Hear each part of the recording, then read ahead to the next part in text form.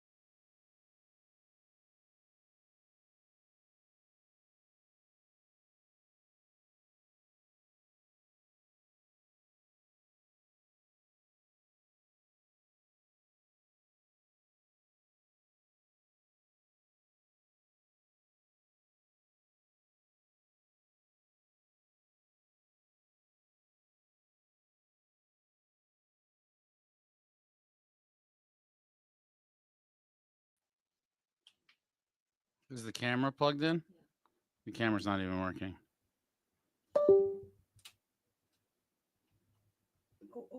Bro.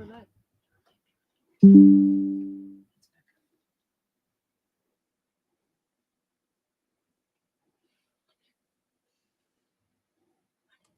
you guys hear me? Can you guys hear me? This is bullshit.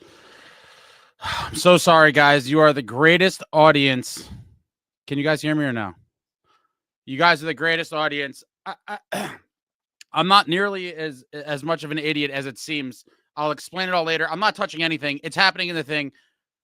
I don't know where we cut off. The New Jersey Devils go into Sunrise, take 4 points, smack down the Panthers by a score of 6-2. I don't know. Did you guys hear anything before?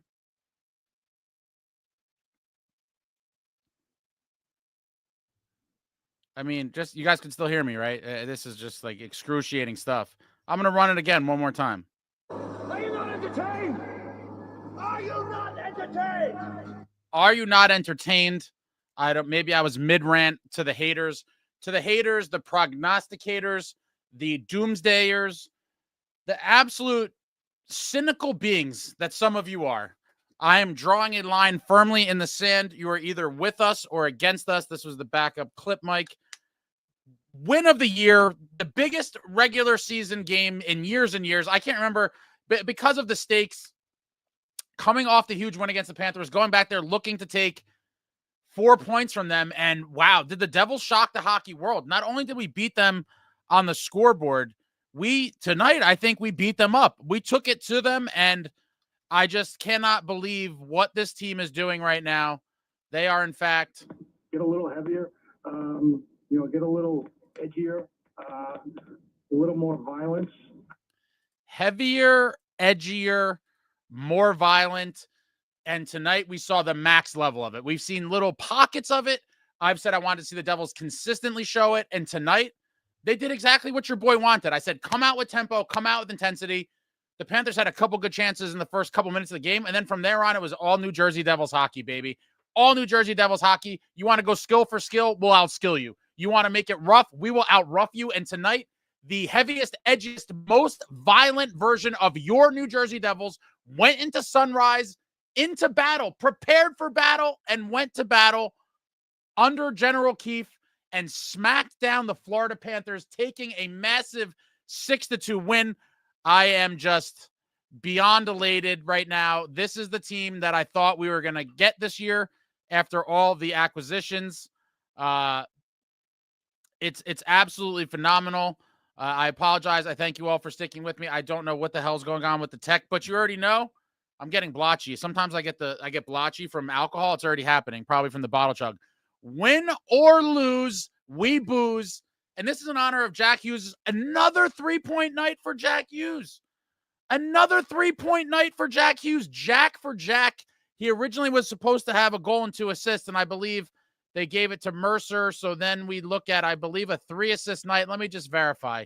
I just had to restart the computer. Everything got crazy. I appreciate you all for hanging through the technological deficiencies, but I really didn't touch anything. I know everyone thinks it was my fault, but really just shit stops working. Wait, so did Jack have 2 points or did he have 3? I thought he had 3. Jack. Yeah, 3-point night. A 3-point night for Jack Hughes. Win or lose, we booze. And this is in honor of Jack Daniels for Jack Hughes. Jackie for Jackie. Cheers to all my Devils fans. Love you all. And what a night to be a New Jersey Devils fan. I mean, wow, guys. There is so much to be excited about with this club. I mean, the things that we are seeing, to go in there and blow the Panthers out on the scoreboard and beat them up on the ice. There's going to be some soul searching in that Panthers room because they're going to be like, what exactly happened here tonight? Just to talk about the goals real quick. Our boy Stefan Nason, the junkyard dog, one of my favorite players for sure. Looking like just an absolute, probably the signing of the offseason by any team, honestly. And that's no slight to any of our other amazing signings. But I absolutely love Nason. This man, absolute junkyard dog. He's battling down low in front of the net. His stick is kind of on the one side of his body. He readjusts, pulls the stick over, gets it the other way, readjusting his body, and makes a backhanded swat. Gets the puck past Bobrovsky at 10:01. Devils have the 1-0 lead, and now I'm fired up. Coming off that win, I was like, if we score first, I'm feeling good. And Nason gets it done. I'm fired up. Devils up 1-0. And then only a little over 2 minutes later at 12:13, Dougie Hamilton gets mesmerized. And this is, again, I know a lot of you are down on him. He's completely puck watching, mesmerized, tries to make a play on the puck, misses horribly. Former Devil Boquist turns him inside out. And Dougie will forever live on Boquist's highlight reel, and a career highlight reel, that is, and a clip that he will certainly show the grandkids. Awful play by Dougie. All he had to do was play the body there. Even if he even just gave him a slight forearm and any sort of light bumping on Boquist, he's off the puck. That goal doesn't happen. For whatever reason, Dougie tries to make a play on the puck, gets completely scorched, and he's going to live on the Boquist highlight reel. Like I said, ties it up at 1. Awful defensive play by Dougie. Can't happen. I saw someone talking to him on the bench. It's just complete trash play. Late in the first period, Devils on the power play. I think they got it with 35 seconds left or so. They're pressuring down low. Bobrovsky makes a big save. Devils retain the possession, and Bratt just gets the puck and just kind of rips it through the crowd. Just people in front, people crossing in front of that, just rips it through the crowd with 1 point some odd seconds left to go in the period. Devils up 2-1 on Jesper's 6th from Dougie again.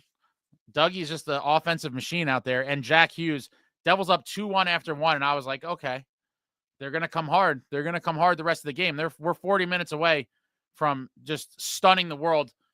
Quickly into the second period at 4:45, Panthers win a face-off. Reinhart gets the puck. He just kind of delays for a second and just rips one past Allen. I mean, in my opinion, bad goal. One that Allen must have. Terrible goal. And I was kind of pissed because it was a weak goal. After that, went in 2-2. And I was like, here we go. I mean, I thought at that point it was going to be a dogfight. I didn't think it was going to play out the way it did. I thought it was going to be very, very close the rest of the way. But on the power play, a little over a minute later at 5:56, Devils on the power play with possession. Jack throws it towards the net. Good things happen. Throw it towards net and hope for shit to happen. That's all you got to do sometimes. Deflects off Mercer's skate and in the back of the net. The net's knocked off. For a second, it looked like there was a deliberation. They're going to talk about it. I was worried for a second there it wasn't going to count. Goal stands. Mercer's 5th of the season from Hughes and Nico. Devils up 3-2 on the Mercer goal. And then once again, Devils get rewarded a power play with about 20 seconds or 20-something seconds left in the second period. And I was like, no way they're going to do it again. Get awarded a very late power play in the period and then cash it right before the period ends. And sure enough, that's what happened. I couldn't believe it. Devils on the power play, putting on a passing clinic, just snapping it around. And tic-tac-toe. Hughes to Nico to Nason. Bam. Wham, bam. Thank you, ma'am. Nason's 2nd of the game. Period ends. Devils up 4-2. And with that late period goal, I'm not going to lie, I was like, there's no way we're losing this game. I was beyond confident.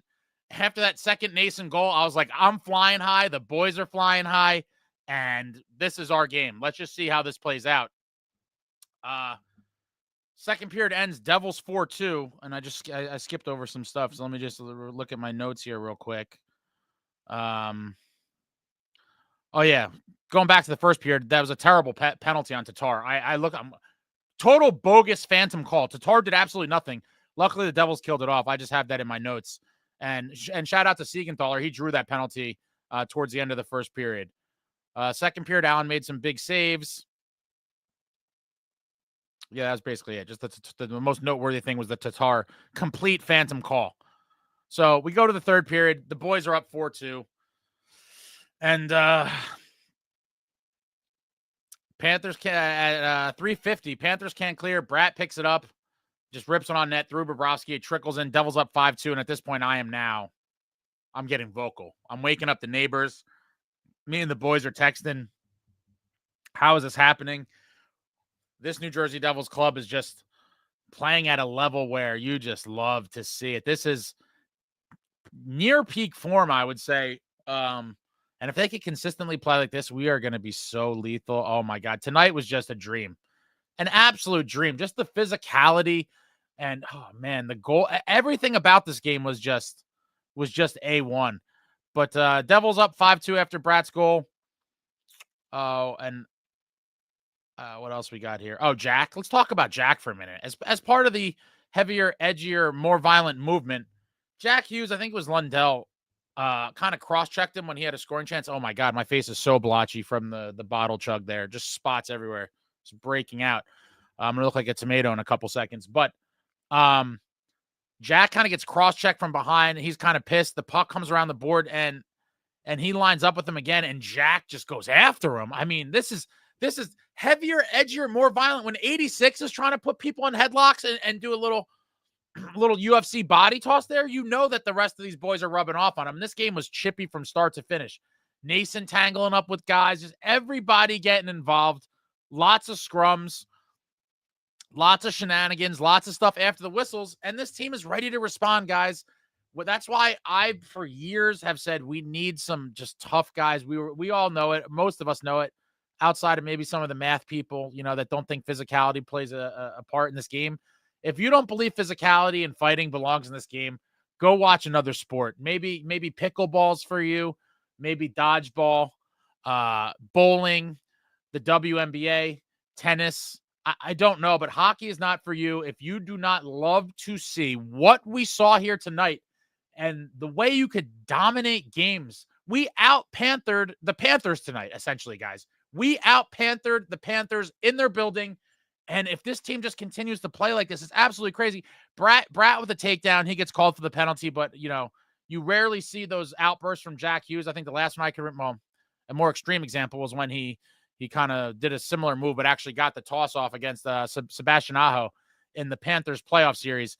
But you love to see Jack getting chippy. I think some of the other tough guys on his teams are probably rubbing off. Like I said, I knew kids when I was growing up, middle school, high school, kids that were kind of soft, had some friends that were a little loco, and after a while of hanging around them, they started kind of getting a little more aggressive too. I think they're rubbing off on Jack.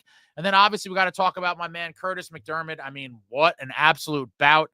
I wanted to see this bout the last time. Gadjevich and Curtis McDermott square up. And I have to say, it may be the longest intro of a fight I've ever seen. I mean, they were in the put 'em up pose for, I want to say it was like 15 to 20 real seconds. I mean, it was a crazy amount of time in real time. So much time that they waited maybe 10 seconds, and then they hit the Stone Cold Steve Austin. The Rock plays that after a fight when the guys are skating to the box. I don't know what the protocol is in Florida, if they wait or if they play it during, but they were so squared up so long.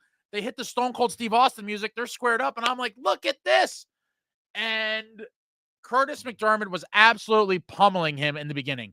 Just some devastating downward punches on the side of the head. On the side of the head, and he was dazed and confused. And then he got lucky through a Hail Mary kind of at the end. And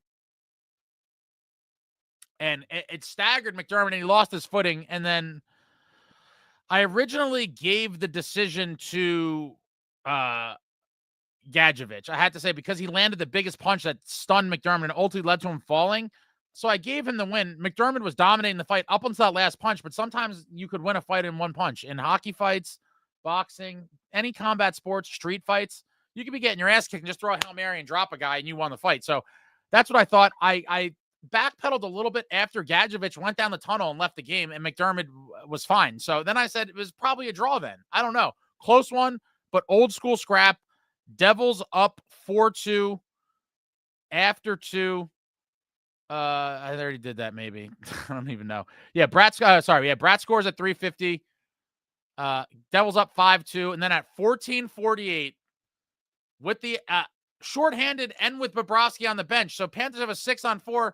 Bratt wins a race to the loose puck, fires it into the empty net, and it is a hat trick, my friends. You know what you got to do. Take your hat off. If you're at a game and you don't throw your hat on the ice in honor of a hat trick, you're a disgrace to the sport. I don't care if you just bought it in the gift shop. You put your hat on the ice. Horrible for the Devils fans in the building. I didn't see one hat on the ice. There was tons of Devils fans there. You throw your hat for Jesperbratt. Throw your hat for Jesperbratt. A hat trick to seal the win. Devils win 6-2. And what a beautiful night for your New Jersey Devils. I mean, wow. Wow. Oh, wow. Game of the year, game of the past couple years. We saw a little bit of everything. Scoreboard domination, fisticuffs domination, and what a night to be a Devils fan. This team is gelling. This team is performing. This team is doing everything you want to see them do. I'm not stunned, but I am very, very pleasantly surprised in that, you know, I wanted 4 points on this trip. I told everybody in my preview video that we talked about it in the live. I wanted 4 points on the trip. I thought we would likely probably split with the Panthers and hopefully win the Bolts game. And I especially after the last game, you know, we finished our chances. We survived the onslaught. I did not anticipate us, you know, I thought we had a chance to win the game tonight, but I didn't think, you know, I would have said it would be a similar game to the last game, or we'd play a little bit better and win. I did not think that we would just steamroll them. And in my opinion, this was a dominant New Jersey Devils victory. I mean, 6-2 is a blowout. And the fact that they were trying to, you know, get chippy and get a little testy, and we answered that in spades. It's just, wow. It's just the culmination of everything that you wanted to see and wanted to happen. And it's happening before our eyes. This is a throwback. Overall, it has a throwback feel to the club because they could score and they could kick your ass. And now we're scoring goals, you know, in different ways. We could play the pond hockey transition rush game. We could cycle down low. Our special teams are pretty damn good this year. I mean, let's look at the game stats. Devils let me just reload this because they often edit these. Okay, Devils, 29 shots on goal. Panthers are 27. Devils owning them in the faceoff circle tonight. 61.1% to 38.9%. Devils 3 for 5 on the power play. Let's talk about the power play heating up. Oh my God. I believe I predicted in the preseason, or whenever I put out my predictions video, I mentioned that I expect the power play to be a top 10, could be a top 5 power play, but no less than a top 10 power play in the league because of the personnel we have. The power play is nasty, guys. 3 for 5 tonight. And the penalty kill, exquisite. Panthers go 0 for 5 on the power play. Devils with 29 hits. Panthers with 45, which is insane. I mean, wow, 45 hits. Again, we out-Panthered the Panthers. Devils 13 block shots. Panthers with 10 block shots. Devils 16 giveaways. Panthers 15 giveaways. Devils with 4 takeaways. And the Panthers with 8 takeaways. A masterful performance by your New Jersey Devils. And here we go. Britt and Emmy. It's a modern take to vintage hockey. I like that. That's a nice way to put it. And now I'm getting greedy, guys. Now I want to sweep the road trip. You know, 4 points is what I was looking for out of this trip. We're 2-0, and now we need to go into Tampa and take the Lightning. Honestly, it was the best game since 2012. The Rangers series in 22 was solid. I'm saying regular season, guys. In all fairness, I would be a lunatic to compare any game in November to a playoff game. So I'm just talking, I can only do apples to apples. And the apple we're talking about right now is regular season games. Game 7 against the Rangers is just, you know, that's a completely different stratosphere. Johnny Sack, I think the boys are buying into Keefe's system. I think the boys are finally getting comfortable in it. Again, I said tons of times, like the old man I am, Rome wasn't built in a day. A team is not going to, you know, on day one, under a new coach, new system with a ton of new players, be at, you know, optimum performance right away. It takes some time. And it looks like game 20 is your magic mark here. Walt, am I late to the Where's the Doomsdayers game? Let me guess. They're piling on Dougie for that Bokus goal and crying about his contract, right? I'll tell you what, Walt, I piled on Dougie. That was a terrible attempt at defense. That is completely unacceptable. That is defense 101. Play the man. You don't need to play the puck there.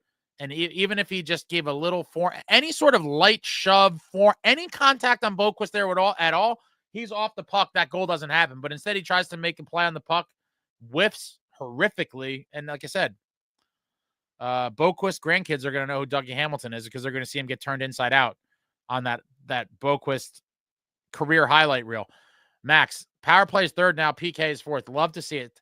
Whenever you have a team that is top 5 on the power play and on the kill, You know you're going to be a damn good team. You know you are going to be a damn good team.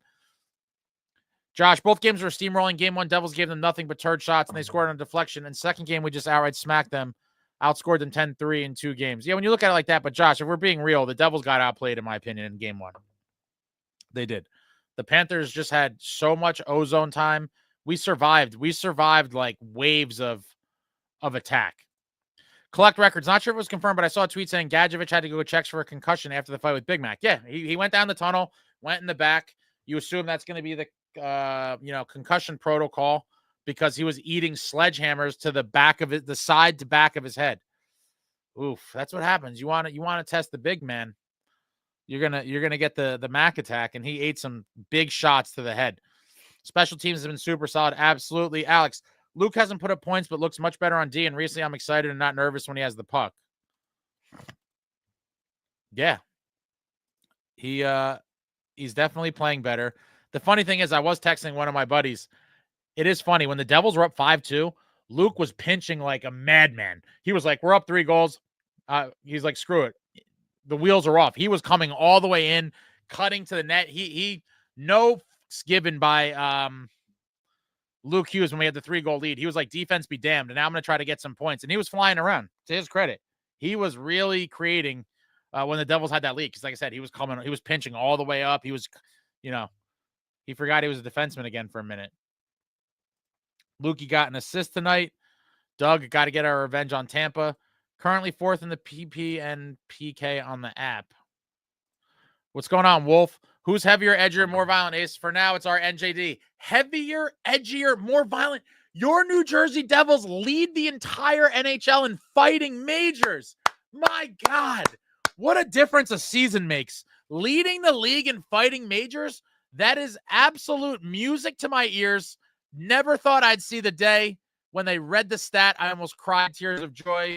Oh, and by the way, guys, I don't know what you're waiting for. It's really getting close to the end. Heavier, edgier, more violent. Not many tees left at all. If they're not sold out by tomorrow morning, I'd be stunned. We're getting very close to the bottom of the barrel. I don't know what you're waiting for. Your last chance. Just drop the link in the description. Max, I don't know where the Doomers are. The Doomers are probably in hiding, and they're going to have to face the music. I mean, they're going to have to come in this. They're going to have to come in one of these lives and apologize to all of us. They're going to have to come and just, they're going to have to eat that. They were very wrong. Come into the live, apologize to those that told you were wrong, and we'll think about forgiving you. But the line is in the sand right now. You're either with us or you're against us. But we're not playing games with the Doomers anymore. Nada's team confidence is at 100%. I would say so. Martin, back-to-back road wins over the defending champs. Statement made, we are on our way back. I don't think we're on our way back. We are back. We are so back, fellas and ladies. Folks, the New Jersey Devils are back. Jack is flying. This is now his 3rd 3-point game in the last 5 or whatever it is. I mean, it's all just coming together at the perfect time. Ryan, I saw Bratt give a few hits. I saw Nico hit someone. Even Jack was hitting people. We got to keep that up and keep playing like we did tonight. I could smell a cup soon. I mean, let's not get crazy, Ryan. Like I always tell people, very early in the season, I'm not going to get too high or too low overall. But after a performance like this, I will certainly not curb my enthusiasm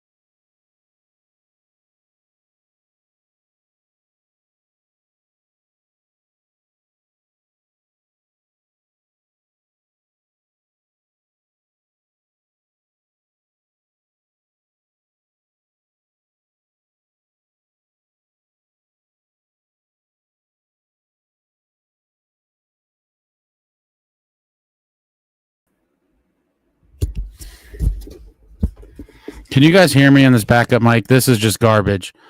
I hate all technology. I hate all this shit. Can anyone hear me? Can you guys hear me?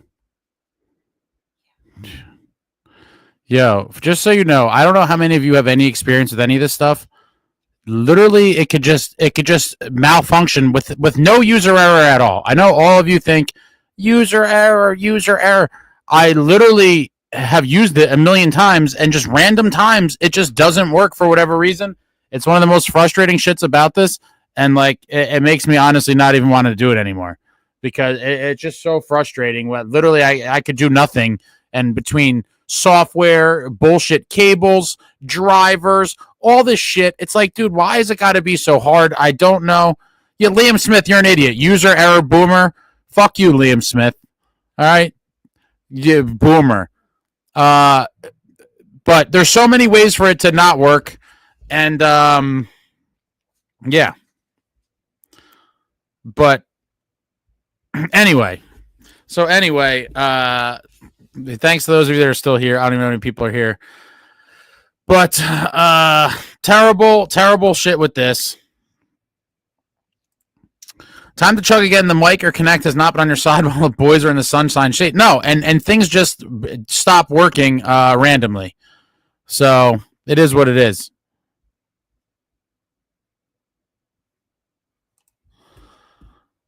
Is this about Dougie?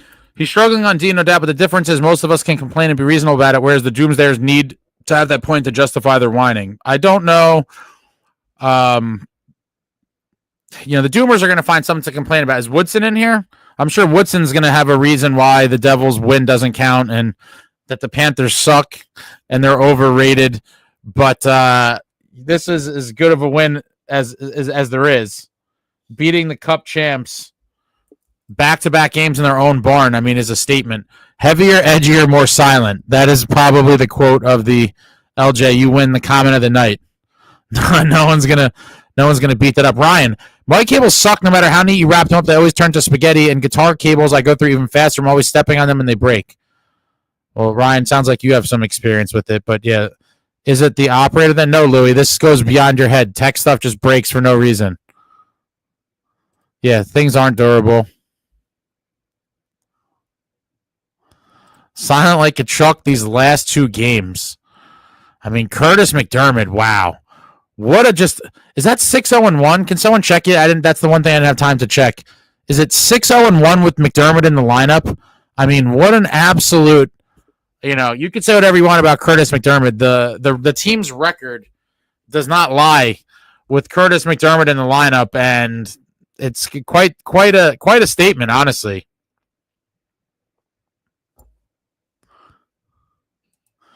Kachuk is a bum. Thank you, Richard. It's the deep state. They're suppressing our free speech. Oh, man.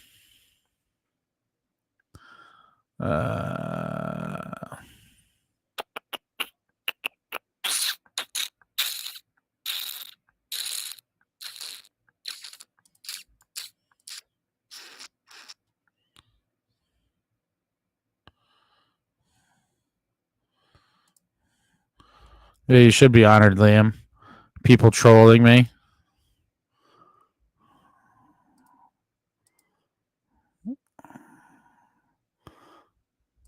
If I don't hold the mic, this mic's not good. This mic is actually much better.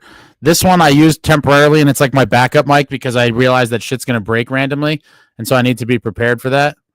Yeah, you guys could roast me. It's fine. It's the software. It might be. I don't know. I know people that have very big non-hockey related YouTube channels that I talk to regularly, and they have issues from time to time as well, and things just don't work, and it's very, very frustrating. Very, very frustrating. Liam, Ace, I hope you know I was joking. All right, well, then I apologize for cursing you off, Liam. It's a very, very frustrating scenario to be in, and then to read people flaming me. It really hurts.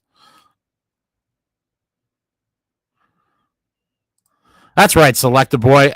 About being heavier, edgier, more violent. What? Those were just beautiful words. I think it's going to be hard to hear if I don't hold this. Let me angle it up, and then maybe I'll just talk loud. music to my ears when Mr. Fitzgerald said that in the summer. And Stefan Nason, I mean, my God, this guy's on pace for like 38 goals, guys. I mean, obviously, he's not going to score 38 goals. But the fact that a quarter of the way through the season, he's on pace for 38 goals speaks volumes to the maturation of his game under Brindamore in Carolina. I mean, if someone told you when we signed Nason, they're like, I was happy we got him. I knew he was going to bring the rough stuff in some offense. If you told me he was going to score 9 goals in the first 20 games, I would have said, give me your dealer's number because you're smoking that good stuff. I would have never predicted 9 goals through 20 games for Stefan Nason. What a story on the year. What a story on the year. Aaron, I haven't seen Jack throw a hit like that since he fought Aho. Yeah, that's probably his biggest kind of burst of violence.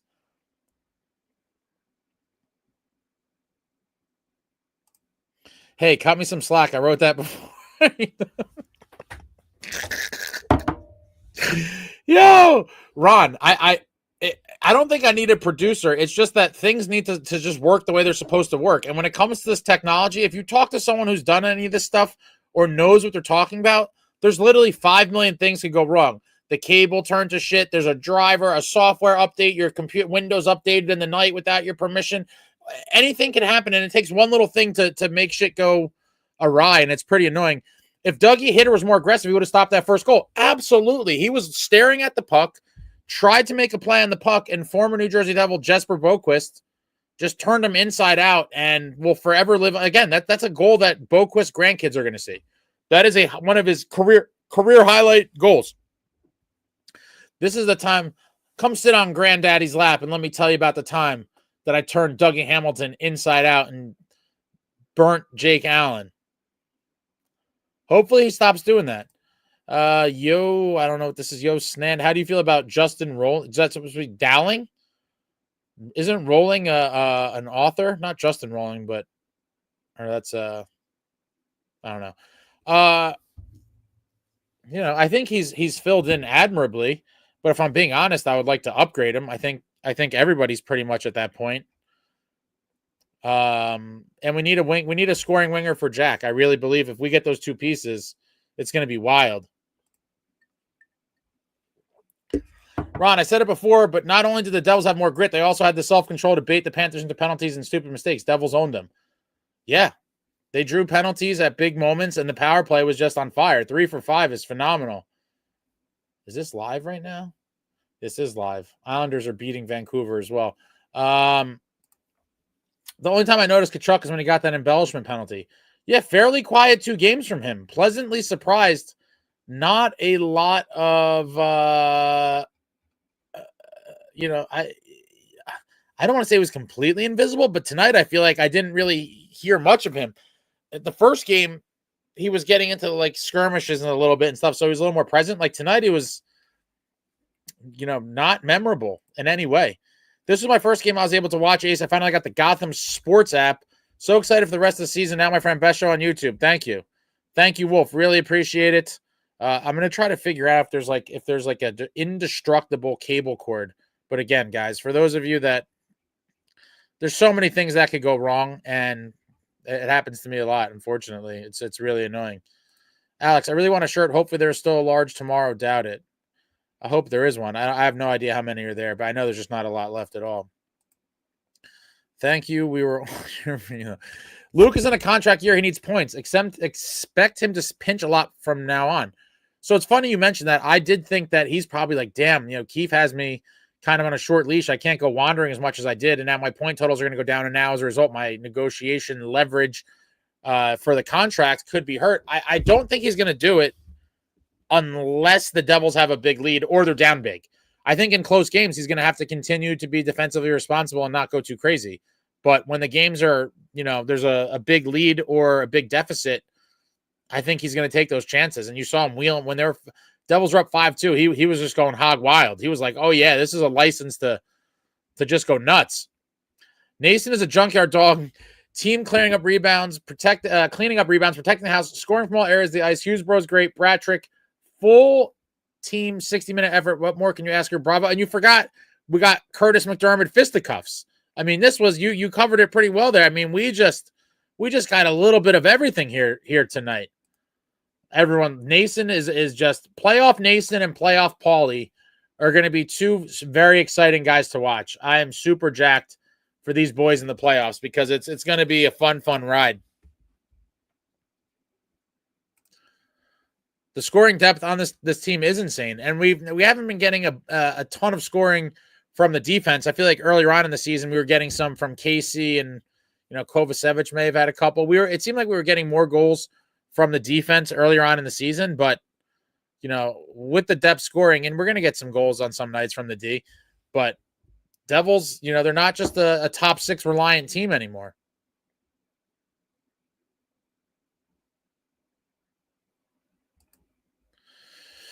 Max, did you know that Nason won the Rocket in the AHL with 48 goals? I did not know that.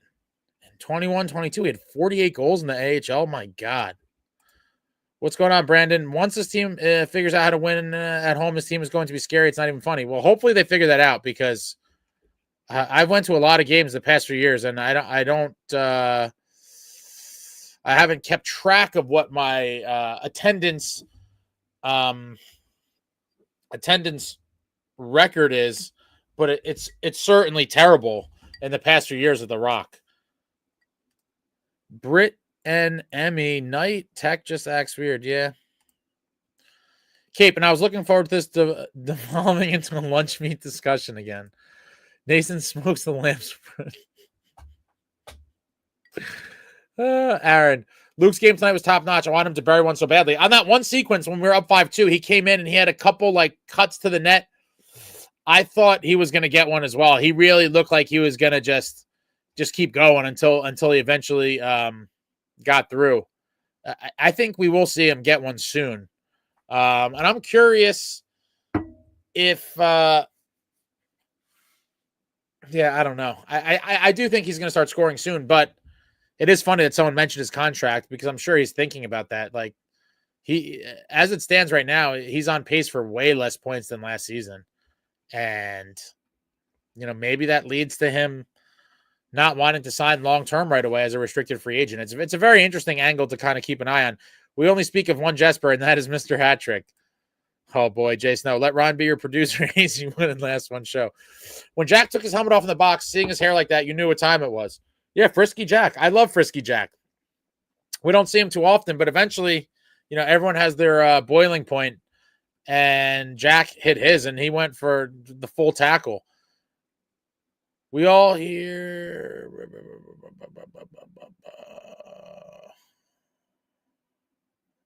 I appreciate you, Devin. When I'm looking at the things, sometimes, I get a little bit in my feelings, maybe, and I don't. Certain people, I would, I guess, pick up the sarcasm, but maybe some people I wouldn't. I don't know.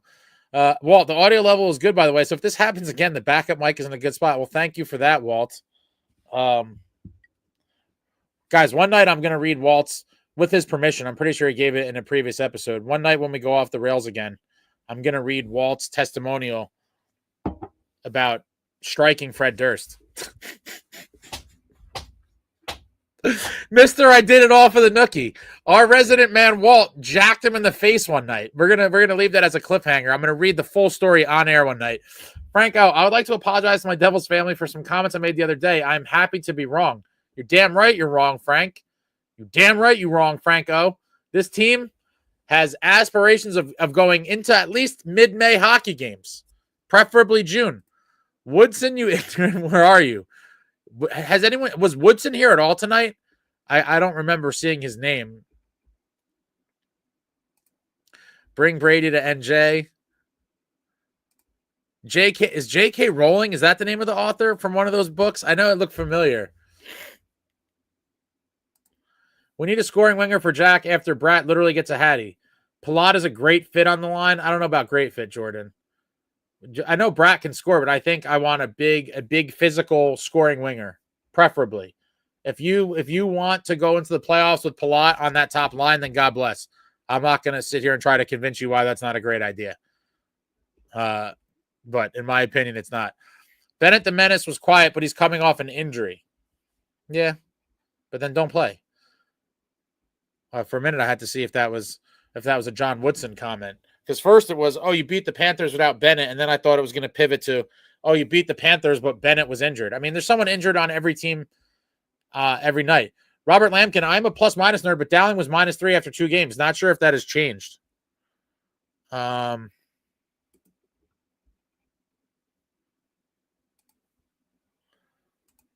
me see.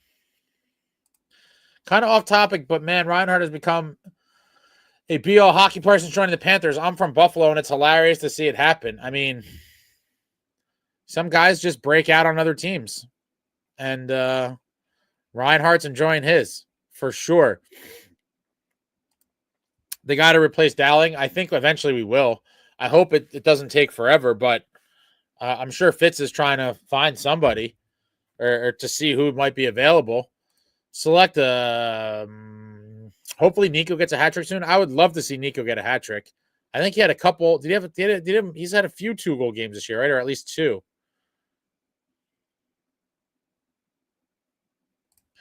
Luke needs to be defensively responsible, not a -1 or -2 waiting to happen. Liam, are we going to be able to pick up some players before the deadline? If you think yes, who do you want to grab? I mean, there's so many variables to that. Again, a 4th line center, and I would like a big physical winger that could score to play with Jack and Jesper, in my opinion. And it's going to depend on what teams are sellers and who are buyers at the deadline. I think there's a bunch of guys that potentially could come available that could fit the bill. I mean, listen, you could. I just really wouldn't want the Palat to be on that line for the playoffs. I do think that's a kind of a level of an injustice to Bratt and Jack. I mean, he's not on their level. Obviously, not every top lines like that. Not all the guys are always equal in skill, but I just feel like it's kind of a significant drop off from Hughes and Bratt. Well, I think Luke becoming a more complete player by tightening up his defensive game is going to help his contract, even if his offensive numbers dip. Yeah, but Walt, what if he has half the amount of points? Because when they look at these comps for other guys, the first thing they're going to tell him is whoa, you had this many points. I could be wrong, but I do think it's going to go against them in negotiations. I mean, that's just what teams do. They have no other leverage. It's either that or they just say, oh, well, here, just take all this money. I mean, let me see something here. What do you have, 40-something points last year?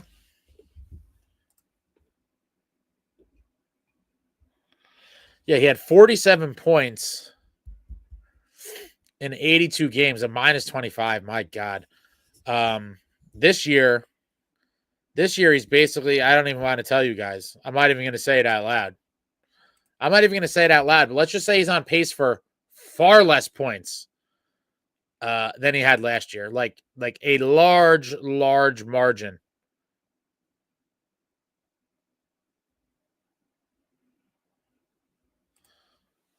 One thing that wasn't mentioned, above average goaltending. Oh, absolutely. Absolutely. Allen played pretty well tonight. I thought that one goal was bad. He made some good saves for sure. The Reinhardt goal I thought was pretty lame, but all in all, he played a very good game for sure. And Markstrom's been playing much better in the past week or so as well, and that is a huge difference. We saw last year the Devils just drowned by goaltending on a nightly basis, and this year we're getting very good goaltending. Ace, do you honestly think we'll see all three Hughes brothers on the Devils at some point? That's going to be Quinn's decision. I could see that going both ways. I could see him really wanting to play with his brothers, and I could also see him being like, I'm the captain of the Canucks, let them do their thing. I'm going to do mine. But you would think he would want to be here. But again, I do think depending on the type of deal that Luke signs this summer will be very telling to me if it seems like the Hughes are all in on the New Jersey, kind of career. And if he signs like a team, what would be considered a team-friendly deal, I think when Quinn's a free agent, he's going to try his best to get over here. But we just have so many defensemen in the pipeline as well. And because how much Quinn's going to get paid, Quinn would have to sign a super team-friendly as well to fit under the cap. Even with the cap going up, I mean, you're talking about easily $25+ million tied up in just the Hughes brothers. I would love to see it, but we'll see. Time will tell. It will be a very interesting plot line should he hit free agency. Philip, this is the difference this year. You hit us, we hit back and harder. Yeah. After a couple years of being super sharp and soft and getting smacked around, the New Jersey Devils are now the ones doing the smacking. Ryan, Luke was magical in the ozone tonight. Yes, he was. He absolutely was. And it's only a matter of time, I think, before he starts burying him. And like I said, I do think in games where we're either down big or up big is when he's gonna feel like he has the green light to just start freewheeling all over the place. I'd like to see him get one soon, though. I know he'll be jacked up for it. Yeah, only has the 2 assists on the year. Or maybe that is not updated from tonight. I don't think that includes tonight.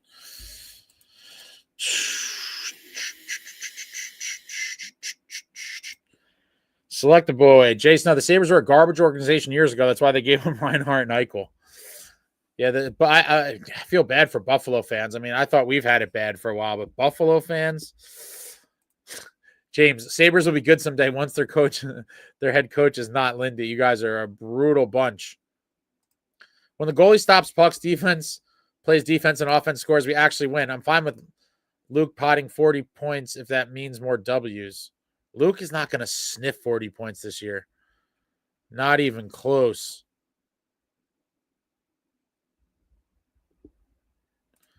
Philip, 11 is a huge difference maker this year. Dude is a complete gamer.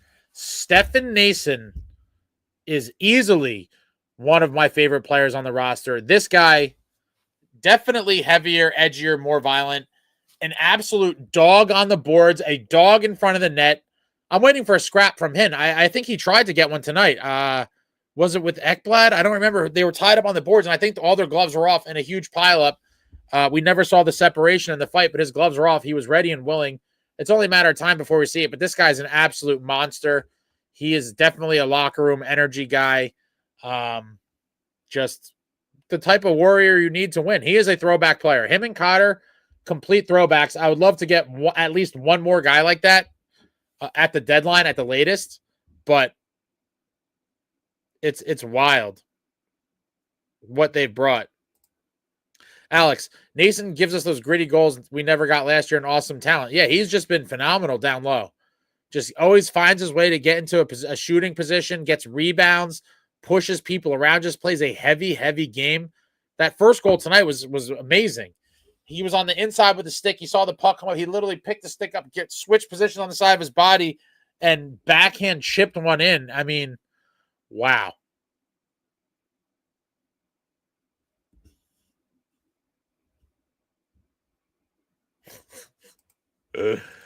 Big Mac is the GOAT. The fists were just crunching the side of his head. Oh man, what a tilt. Jason, I'm actually in the link. This is one of the greatest rivalries in the chat. If anyone hasn't picked up on it, I believe it's the Jay Snow Elron bickering back and forth that sometimes starts as early as the first period in the chat. Jay Snow, I'm actually an electrical engineer, good sir. I'd own a producer role. Bill, love their goaltending this year. I mean, yeah, I love it too. Louis, Ace yelling at his producer, fucking, we're doing it live. The insane Pollock. Let's not forget Lenny and the Sabres embarrassed the Rags in the Garden a couple of games ago. Listen, the Sabres have some good players. They're going to get, like I said, the parity in the NHL, guys, is every team has good to great players, and several of them. Any team can win on any given night. And so even the bad teams, everyone's like, oh, we beat teams that aren't good. I mean, I ask, for all the people that said the teams we beat weren't good, are the Panthers good? I would say defending Stanley Cup champions, 2-time Eastern Conference champions, first place in the East, going into the little 2-game mini series. I would say they're a pretty good team. And the New Jersey Devils took them out in back-to-back games. I don't want to see another game played this season without Big Mac in this lineup. At some point, you're going to see them. It's inevitable. But I love Curtis McDermott. I mean, wow. You know, there's something about his presence. It cannot be denied. I can't double check it right now. I believe the Devils are 6-0-1 now with McDermott in the lineup. I mean, what can you even, what type of response would the math team and the analytics tower? I mean, what would they even, they're going to try to pull out some other stats, but you're just like 6-0-1, and you just drop the mic and walk out. Be like, Curtis is in the lineup. Thanks. Performance worthy of your set background? Who are you talking about, David?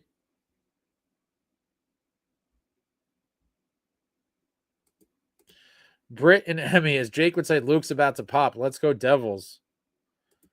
Oh, Walt, I'm going to read it. I'm going to read it eventually for sure. It's great.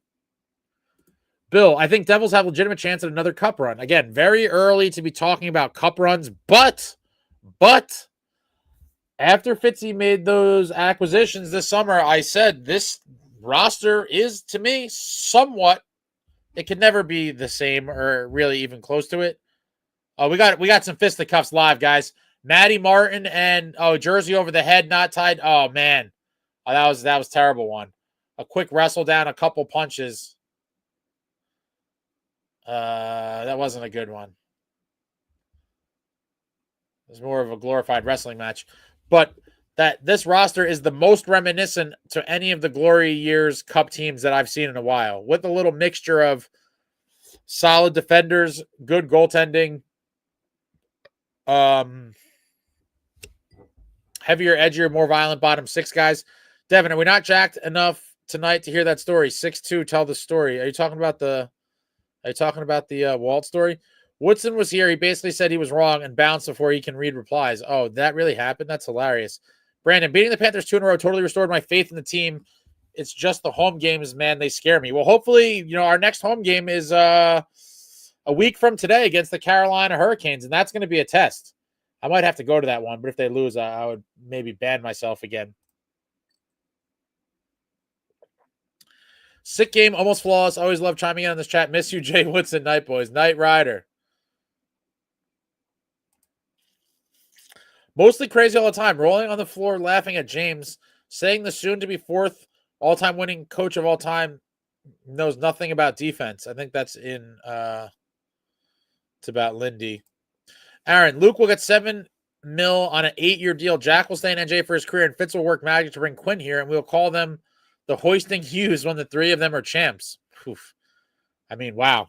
What kind of – imagine if Quinn came here and they did win a cup, and then you see all the Hughes trio cup photos. Wow. I mean, that would be something. That would really be something, but I don't know if that's where Quinn's head's at. I mean, he's the captain, guys. He's the captain of his own team. I could totally see him being like, oh, that's like a media sensation. I'm not interested in that, but it could be the complete opposite. Bill, without Stamkos, I think Devils can beat Tampa. They definitely can beat them, but again, no one's giving wins away. They have Vasilevsky. And, it's not going to be an easy one. Philip, if you didn't hear Paul Maurice's postgame, it was salty and short. The Devils got to him tonight. I mean, listen, it's got to be frustrating to lose 2 in a row after a 7-game losing streak, to have the Devils come in here, do enough to win in the first game, even though the Panthers did outplay them, and then to be embarrassed really in the second game. After outplaying the Devils in the first, the Devils come back in the second game and just absolutely embarrass them on home ice. It seems like a lot of the crowd was out of it early. It didn't look like it was even a huge crowd. And then at some point, I think when even they were down 2 goals, people started bailing. I mean, I get it. That happens at every sporting event, but I'm sure the people didn't think they were going to see the Devils whip up on them. Maurice said the Devils were the better team. Well, what an astute observation by Paul Maurice. I mean, obviously the Devils were the better team.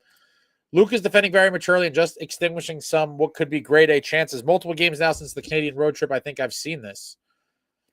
Yeah, he's honed in. They probably told him you can't be accruing all these minuses, sir. You got to play smart defensive hockey.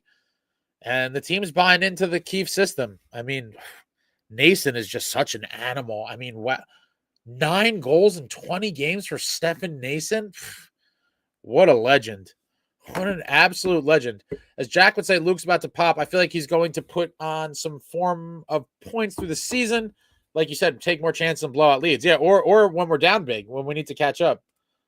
I swear when Mac was born, he beat the for not letting him bite off his own umbilical cord. His eyes right before the fight were intense. Fairly sure he's murdered someone before.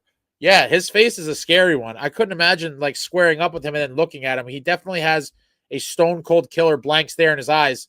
And like I said earlier on, I don't know if the audio was even on, but that was one of the longest like square ups before a punch was thrown. I was like sitting there like yelling like let's go, and like it was just they were just staring at each other for what felt like it forever. It was probably like 12 to 15 seconds in real time, maybe, which for a hockey fight is a very, very long time.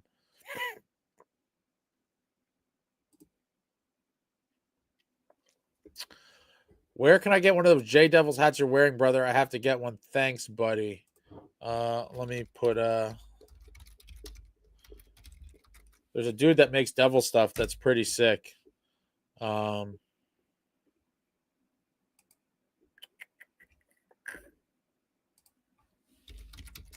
So this one I actually customized on his site. This is a flex fix. I have a big dome. And I think flex fit's the only hats I could wear forwards. If you guys see me in the snapbacks, I always wear snapbacks backwards because those I can't wear forward snapbacks. But that's the link. This is technically, if you message the guy, he'll alter the stuff. I did this logo on a black flex fit because again, I have a very big dome and this one fits my head better and I don't like the way snapbacks look forward. So snapbacks I wear backwards, flex fit I wear forward. I put the link to the guy's site down there. Luke will get his big bag by being a good boy under Keefe's system. I think everyone knows points will eventually come with high defense skill as he develops more. I don't know. If he finishes with like 20 points, are they really going to give him? I mean, I don't know. Maybe they will. Who knows, right? I mean, he has the it's got a lot going for him, but if he drops off points wise, maybe a little money comes off. I don't know. Brandon, I was watching a podcast with Fitz on it. It seemed like Fitz is not interested in signing anyone later in the season. He thinks the injuries will be back soon. I mean, even if the injuries are back soon, that helps the fourth line. That doesn't help legitimate top 6 winger. And I was so busy today. I'm going to watch that later. I have that video tabbed. He was on with what's that, Pierre Maguire's podcast or whatever. Plot was acquired in the first place for his playoff experience.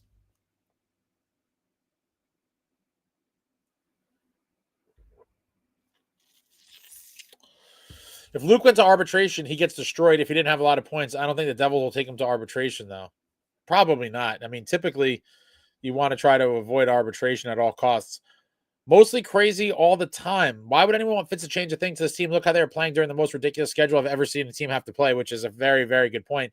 Just wait till they can get 2 practices. Yeah, we're going to have 4 days off after that Tampa game, and I'm sure they're going to get some good rest and some good practices. But the October and November schedule has been really grueling. The downside of playing in the Global Series is that you come back and just do these completely crazy stretches. I think we had 5 games in 7 nights at one point.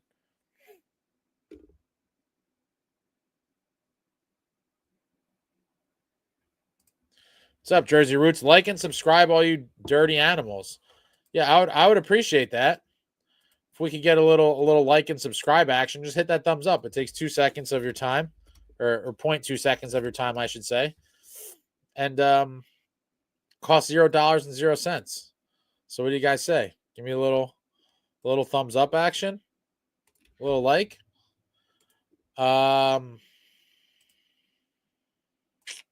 I'm not lying, though. They treated the players they had as if they were expendable on the Sabres.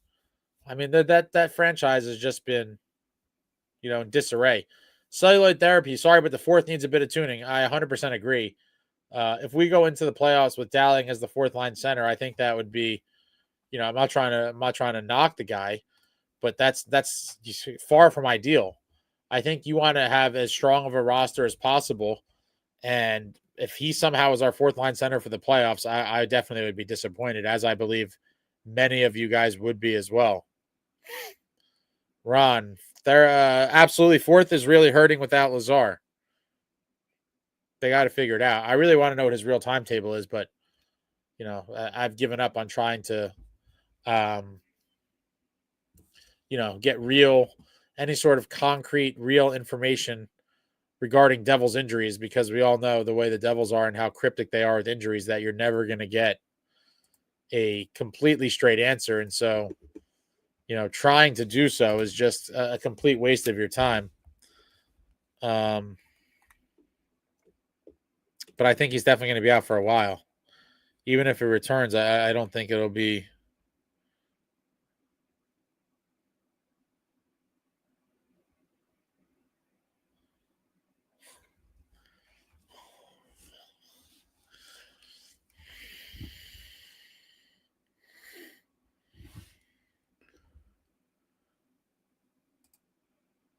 Wolf Rockin, absolutely love Paul Cotter, absolute beast. Cotter and Nason are two of my favorite players on the team.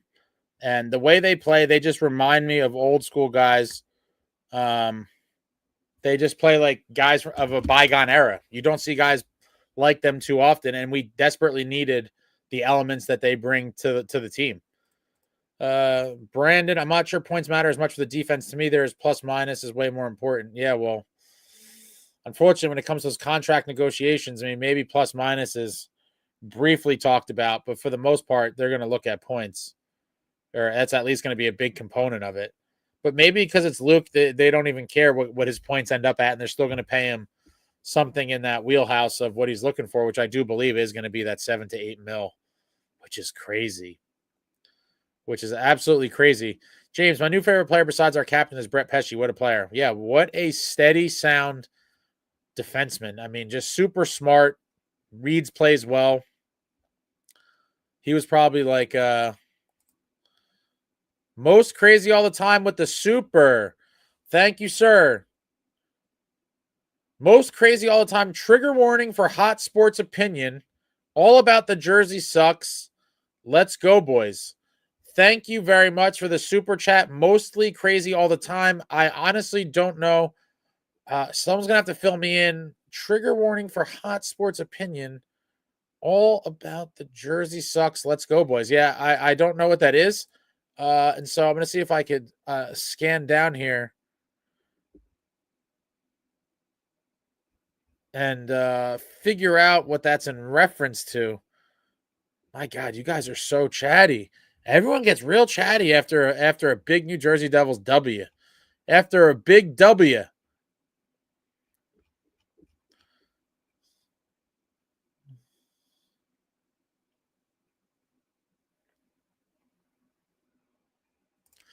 Well, hopefully Luke is going through the sophomore slump that so many players have dealt with. Once he's grown into the system and can balance his game, he may get back to those rookie numbers. Listen, I'm not that worried about it. Obviously, I would like to see him contribute,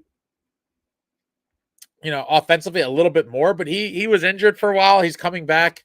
I do think he's been given a specific set of instructions from General Keefe, and maybe he's understanding that playing time is in fact on the line, that if you do not abide by the general's instructions, that maybe you're going to be sitting in that bench or in that suite watching from up top. So look, if Stefan Nason and Blake Coleman were still in the Devils with better coaching, how far would we have gone in the playoffs? In what year are you talking about? Would we have gone in the playoffs when? Johnny Sack, how's Ginny? If Big Mac gave that clown a conky, the word will spread around the league and we'll be even more feared. No more pushing us around. Bring on the Ranges. Yeah, he very well may be concussed. I mean, he took some big shots to the side of the head. The boys are on a heater. Let's calm down, Scott. We won 2 games. It's not, I wouldn't say a heater, but it's 2 massive wins. Celluloid therapy, you're talking about 2 games, so you wouldn't change a thing on this team. I don't know who that's in reference to. Johnny Sack, is that 7-1-1 the Curtis McDermott record in the lineup? Mac brings the rabies. Since Big Mac has been in the last 8 games, name one. I mean, one time one of our D-men has gotten crushed digging pucks out behind the net. Listen, guys, for those that thought that, Curtis McDermott was the boogeyman and this was a wives' tale or a fairy tale, that toughness matters in the league and that teams play differently when you have a guy like Curtis McDermott, I'm here to tell you it's not an old wives' tale. It's not a made-up fable. This is reality. When you know Curtis McDermott is going to start landing bombs to the side of your noggin and concussing you, or even hitting with the whoa, Peyton Bratton with a monster super chat. Thank you, sir. I appreciate it. There's not even a message there. Peyton Bratton with a hefty super chat, a very much appreciated super chat, but no message. An interesting super chat with no message attached to it.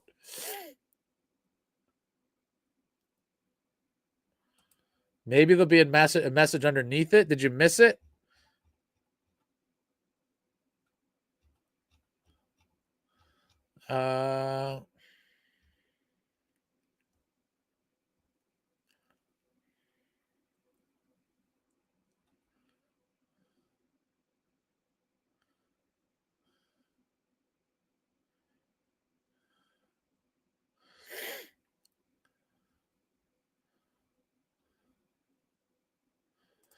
Liam, McD sent the guy to the locker room, possible concussion. Hope he's all right, but damn, nobody's going with the Devils this year. No, and if you do, you're crazy. As you have said many times, Ace, caveman hockey wins games. Neanderthal hockey. I said Neanderthal hockey. I like caveman too. That works, but smash guys and good things happen tonight. You saw your New Jersey Devils. And one thing I wanted to see, the main thing I wanted to see was come out ready for war immediately and initiate the war. Start the war. Don't just kind of rise up in the battle as you're thrust into it because the Panthers take it to you. Come out and try to take it to them, and they did that. And you saw it throughout the game. And as the game went on, I think the Panthers were visibly frustrated that they were getting their asses kicked physically and on the scoreboard. And it's a beautiful thing to see. Celluloid therapy, how many people melted down when McDermott was signed to the 3-year deal? Tons. Not me. I believe there's a video of me celebrating it. Celebrating the signing. The psyche of the team was in the wind. McDermott was brought in after Rempe abused our whole team, knocked Bastion out, and he was laying there crumpled on the ice. And then Siegenthaler skates over and Rempe pummels him with a couple shots. Curtis McDermott was just what the doctor ordered. Fitzy brought him in, and it's a whole new world. And the record with him in the lineup speaks for itself. Most crazy all the time. Hey, Celluloid, sorry if I'm being a jerk. Don't mean to be, but go watch last 8 games. Look at all the space in the ice and how no one is hitting our D-man. Fourth lines can do way more. Fourth lines can do way more than score.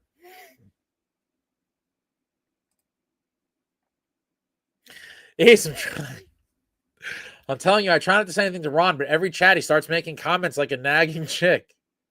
The Triple H line would be epic, though. If you do go to the Canes game, make sure your mic works before you leave your house. We want to beat down the Canes, not your microphone. There's no, but it'll work when I test it, and then when it comes to the moment, the game time, something will happen. Quinn is the captain of a team that could also win the cup within the next 5 years. It'd be very hard to convince him to move. I mean, would it though? Would it be that hard to convince you come live and play with your brothers in New Jersey and try to win a cup with them? Which at that point, I'd imagine the Devils would still be considered a more of a contender, and for a while, I would think.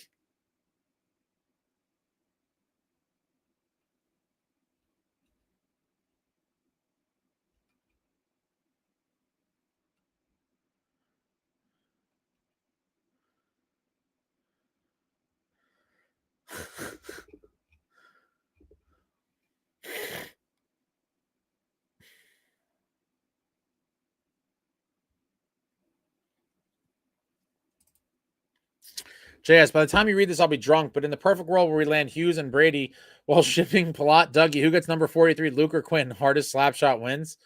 Good night. Let's go, Devils. That's pretty funny. Luke has been feeding me large plates of crow, and I'm so happy to fist them down my throat. Celluloid, we've been through the ringer together for the last decade plus. It's awesome seeing the light at the end becoming brighter and brighter. Hopefully they just don't let us down.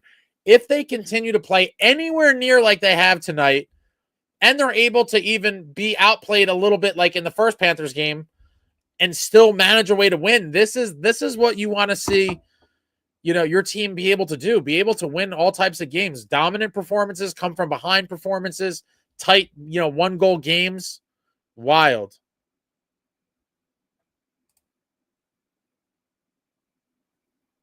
We forgot about the old sophomore slump. Added some injuries. It's been tough for Luke, Jack, and especially Shimon, as in Nemitz. Yeah, it's true. Could be a little bit of the sophomore slump. I feel like we've earned this team years and years of being completely pissed off every season. Took a toll. Oh, man. It was depressing. When you're used to seeing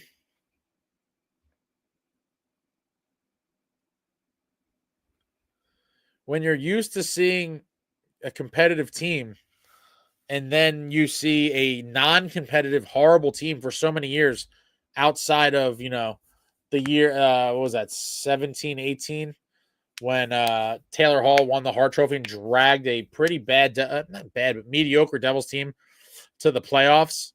And the 22-23 team. I'm still not sure what this is all about. The jersey sucks. Maybe I'll get some clarification there. Did it ever, my friend? Pure hockey, PTSD. FitzJesus is bringing us back from the dead. It's getting pretty tough to pick a favorite player this year. I mean, I say tons of guys are my favorites, but they really are. Like, guys I absolutely love: Nason, Cotter, Dylan. Yeah, pretty much all of them now. Like Kovacevic, I put in there. Obviously, Nico, Bratter. Thanks again, Peyton. Rising from the grave. Big chat. Okay, it's John Fisher's Devil site. Just cry, cry, and cry. They hate Mac. Oh, he must be a number. Is he one of the? He must be a member of the math team. They don't understand. Legend W. Paying with the equipment deposit. My man sending Yo, buy a new mic. It's not the actual mic itself, Jay Snow. Oh, man. Major stick taps for Roy Payton. Let's go. We almost have a new age crash line forming. I think the fourth line that we started off the season with Cotter, Bash, and Lazar was kind of like a very, very, very poor man's version of it. But now we have to see where we end up with that fourth line come playoff time.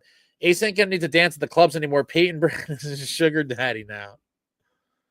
Celluloid therapy. Got to run, boys. What a great night. Good night. Good night, Celluloid. Take care, my friends. Peyton rules. See you, Celluloid. Stick taps. Vancouver. Yeah, what is their deal? It's for the new microphone. It's not the microphone. I think it might be the cables. The microphone is a pretty decent microphone, and I bought it like a few months ago. I think the cables are shit, though. It is annoying. Like, I'm going to try to do some research if there's like a cable that could withstand, I don't know. Brandon Thomas, man, am I ever loving the amount of fist fights the Devils are getting into? It's starting to feel like the old Devils in the big league. Leading the league in fighting majors. Who saw it coming? I never saw it coming. Ever.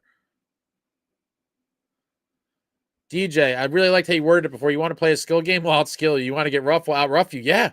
How do you want it? How do you want it? We'll play the wide open pond hockey and we'll win the skills competition. And you want to goon it up? Let's go. Let's goon it up because we are heavier, edgier, more violent. You want to play the rough stuff? We'll engage in that too. However you want to move, we have the personnel to win the battle. However you want it. However you want it. Pick how you want the game to go and we'll win it. Skills, rough, a little bit of both. Trade for Trent Frederick. Someone, I don't know if it was you or someone else that mentioned this in one of the comments. I think he could be a pretty good fourth line center. Big boy, fairly young, hits a lot. My personal favorite thing this season is the fights. I think it really brings spark to this team. Shh, don't let the math nerds hear you. Obviously, fisticuffs, it'll never be extinct, but it's the endangered art. Fisticuffs is an endangered species, and guys like Curtis McDermott are, in fact, endangered species, and that's why we must cherish them and protect guys like him at all costs because they are a dying breed. But you've seen what fights in games like we saw the past couple nights, what they could really do for team morale and how it could turn things around. And, Dylan and McDermott had some really big scraps. Boston looks horrible right now. I wonder what Boston would ask for. We don't need Quinn. In a year or two, Luke will be getting close to his level. A lot of people have been saying that, James. I mean, that's that's asking for a real lot. I mean, I hope that it happens. But if that's the level that people are putting their expectations on, I honestly believe it's a little bit of unfair expectations, to be honest. I mean, the dude was one of Norris. Like, that's a really high kind of bar to set. For the first time in a long time, I'm very proud to be a Devils fan again. It's been a long, long wait for this. Yeah, let's go, Jesse. It's pretty bright right now. We're up. We're way up. Get on board or get off. But I believe in the club, and nothing really speaks more to what they're capable of than going into Florida and beating the Panthers, and especially the way they did it. I mean, tonight was just, it wasn't even close, and they were just they kind of broke their hearts, their souls, and they beat up on them a little bit in instances where the Panthers wanted it to go that way. I mean, you just love to see it. Demoralizing loss for the Panthers. I got a jersey for nicohischier, and he was 20. He will be my favorite player as long as he is a Devil. What a beautiful man. Yeah, Nico's a beast. Shout out to the captain.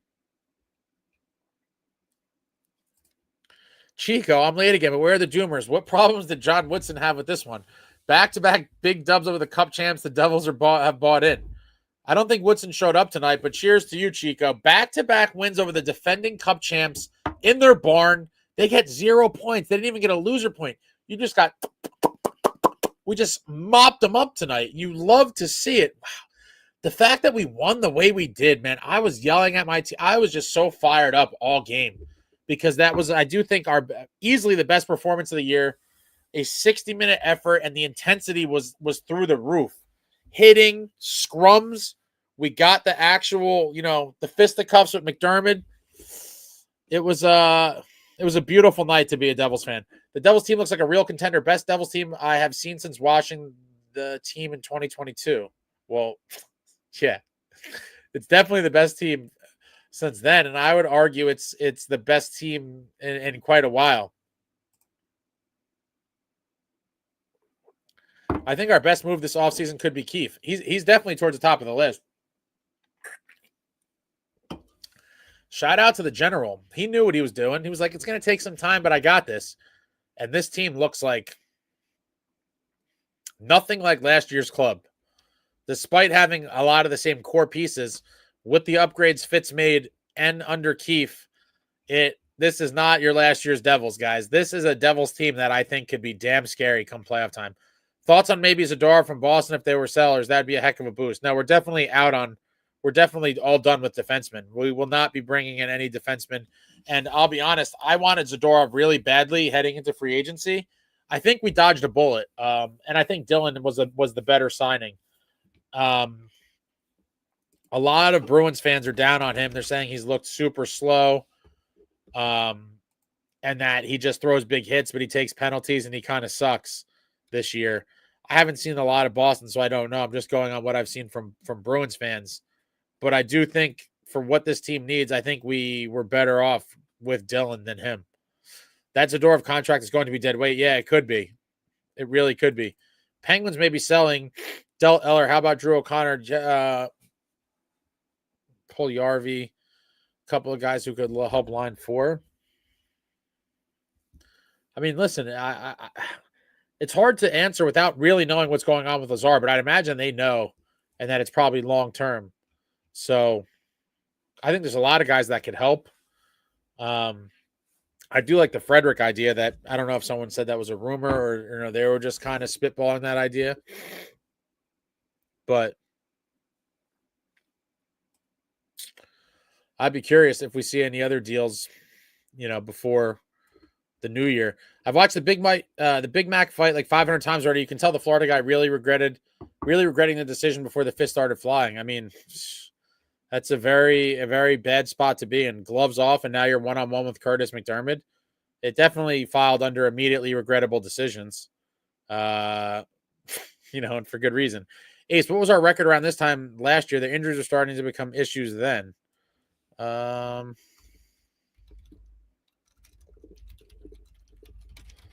me look at it real quick. Through 20 last year, we were, drum roll, please. Dun-dun-dun-dun-dun.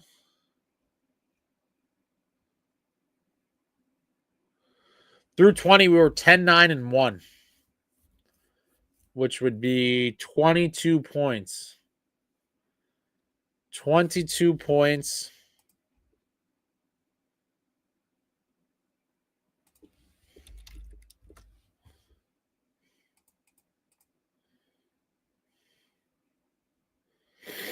Yeah, and we have now 26. 4 points better than this point last year.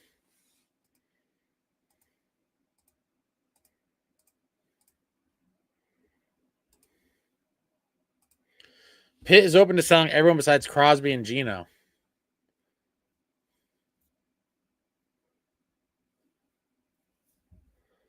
Good night, Marty B. Devils rule. Ron, yeah, he'd be so amazing if he had a 3-year contract, but the team would basically have to plan sending him out when he joins.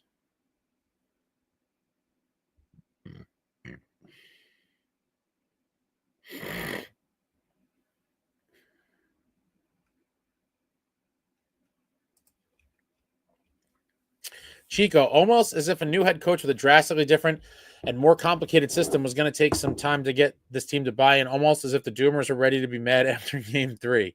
The Doomers come back after every loss. It's pathetic, but I guess these are the moments they live for.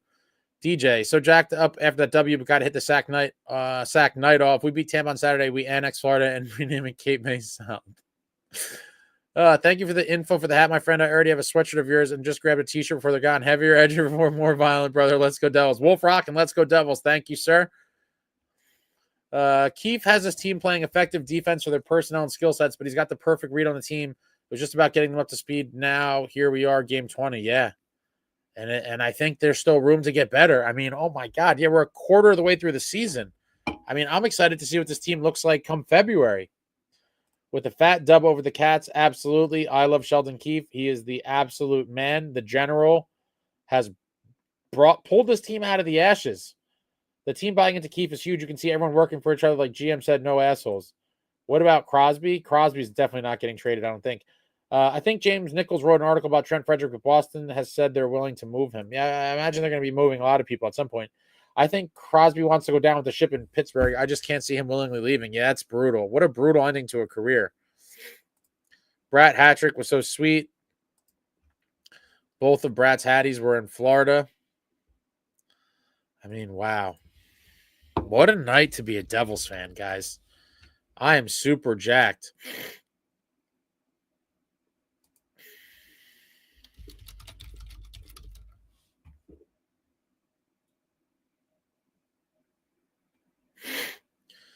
Yeah, so we're going to see Markey.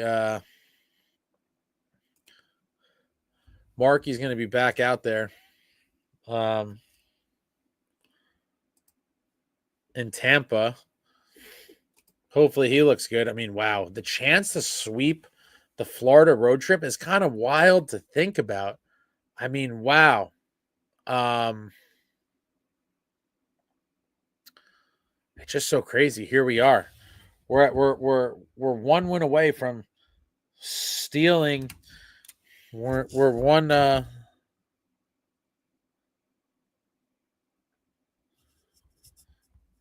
from stealing a road trip, a Florida road trip sweep. Wow. It would be phenomenal. We were pretty close to doing it in Western Canada, which would have been very impressive. We fell apart at the end of the Calgary game, but to do it in Florida against the Panthers twice and the Lightning would be far more impressive. Like, not even close.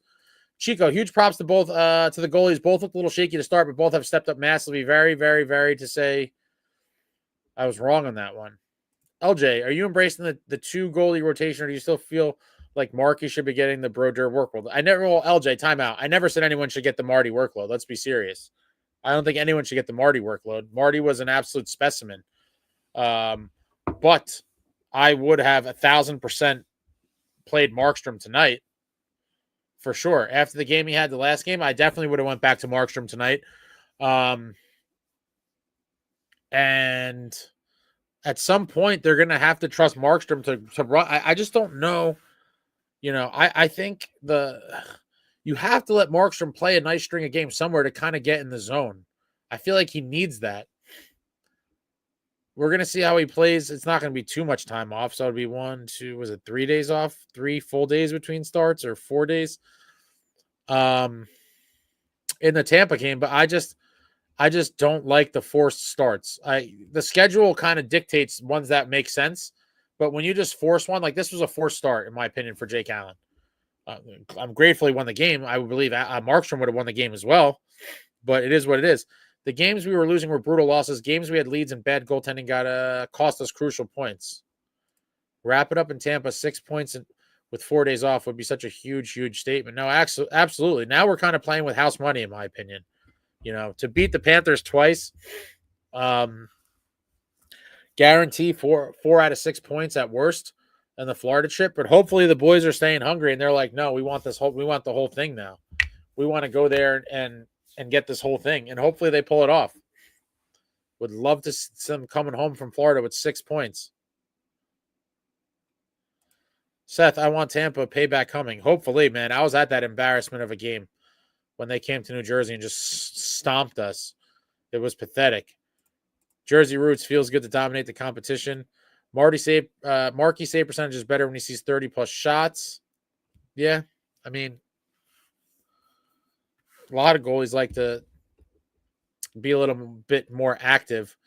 But also, I feel like sometimes when you see huge shot totals, it means that the other team is just settling for really low quality chances from the outside. But it all kind of makes sense. Colby, I'm back. I had to calm down a little bit. I mean, are you really that mad? Isn't it like a silver lining? Because you're like the Devils are your backup team, I believe. That's another thing. I'm still not a huge fan about how little Marky plays, but Allen is giving us a lot of reason to let him play as much as he is. I do believe Markstrom wins this game tonight. Dougie has 14 points in his last 13 games the other way around. I forget now, but he's back up to speed offensively. Yeah, he's on the ice all the time when the Devils score. It's just crazy. I feel like Ralph Cifaretto taking over Miami. My beautiful Devils fans missed this post-game fun here as I had to go out to dinner after the game, but hell yeah, what a beating. Love Bratter and these Devs, minus Dougie. That first goal was terrible. It was real bad. He got mesmerized for a minute, and Boquist put him on the career highlight film. Turned him inside out and just beat Allen, and who will forever live on in the Boquist family archives. Why was Devils both games back-to-back in Florida? So it's the first time in the history of the Devils. I believe they show me. So I recorded this down during the game as well.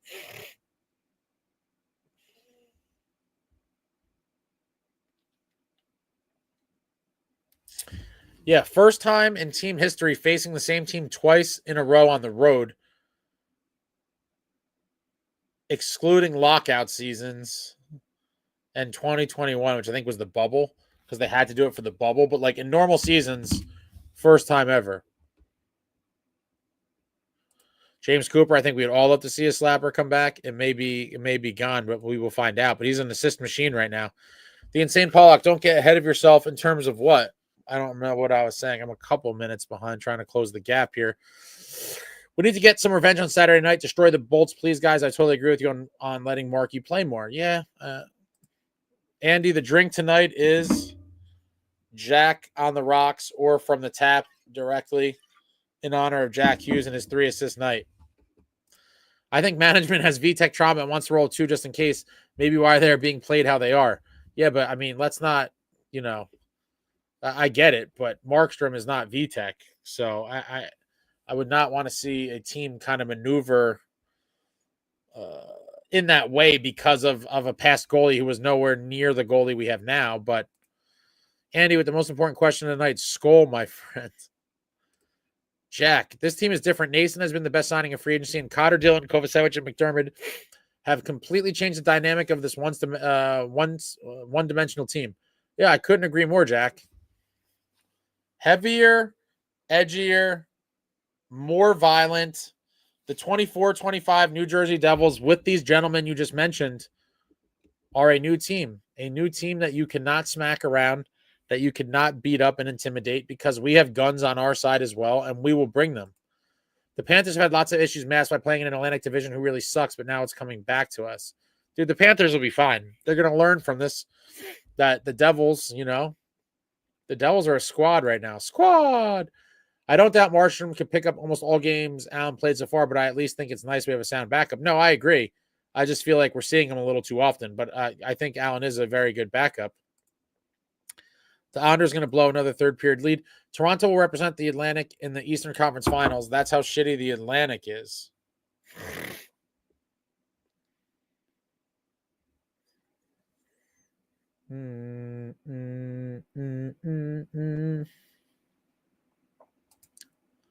Rangers are absolutely fraudulent. I don't care.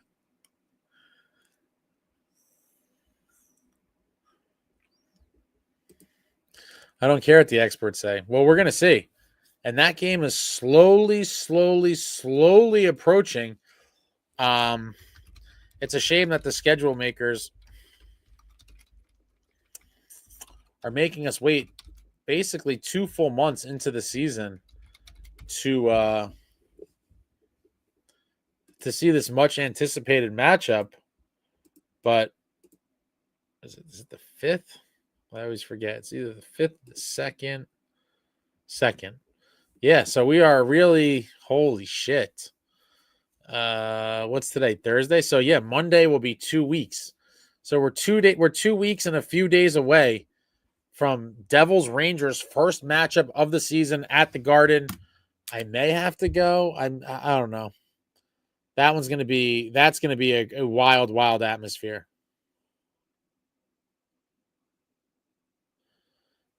That is going to be a wild atmosphere. And I very much look forward to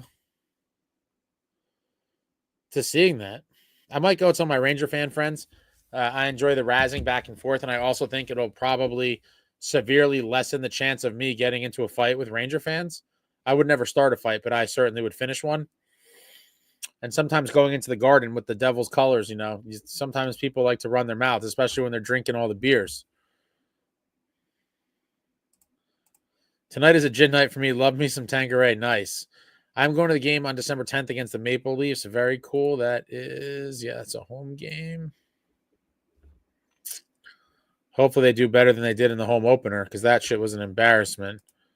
What an embarrassment that game was. They are missing Montour bad. Don't forget Brett Pesce. Tanqueray is the gin that's like in that. It's like a green colored bottle. It's like a. Look it up on the internet. Google's your friend. Sometimes I forget that the internet's a thing. I'm like trying to describe something. I'm like, just put it in the Googles. 7 games left in November. I'm calling it now. Devils beat Tampa, lose to Canes, beat Nash in St. Louis, then go 1-1 in the back of the end to 1-1 in the back-to-back to end of the month. That would be pretty nice. That would be pretty nice. So that's 3-0, 3-1, 5-1.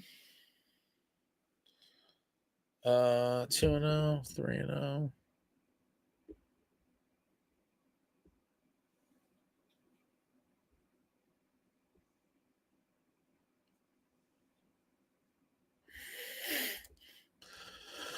Montour got that dog in him for a smaller guy too. Can we just give Jack the Hart Trophy already? Unfortunately, I think there's going to be guys that have just so many more points than him that he's not going to get the support to win it. But he is definitely a very, very skilled, very valuable player in the league. It's just, people just see straight point totals, and Kucherov could have another one of those seasons where he has 130 something points. Jack was making sure he won't get nominated for the Lady Byng again tonight.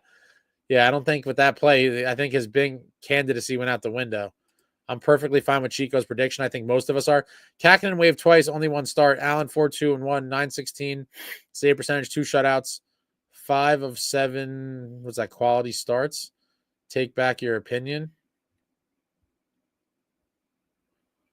It's still early. It's still early. As of now, Allen looks pretty good. And so I have no complaints other than I just don't like the forced starts. But again, he played good tonight. I hope that it doesn't come at the sake of Markstrom being sharp next game, but he's definitely playing very good this year. James, I spelled it wrong. Tanqueray gin, popular gin is very nice. I love it for martinis. Jesperbratt and nicohischier are close to passing Wolf Pyman in goals. Vasilevsky is back to his true form. Very scary. Vasilevsky's a beast. Absolute beast. Laviolette is a good coach, but that Rangers roster is kind of bleak without Panarin, and he's 33. How many more years can he be Superman? Their window is only open as long as he can score 100 points.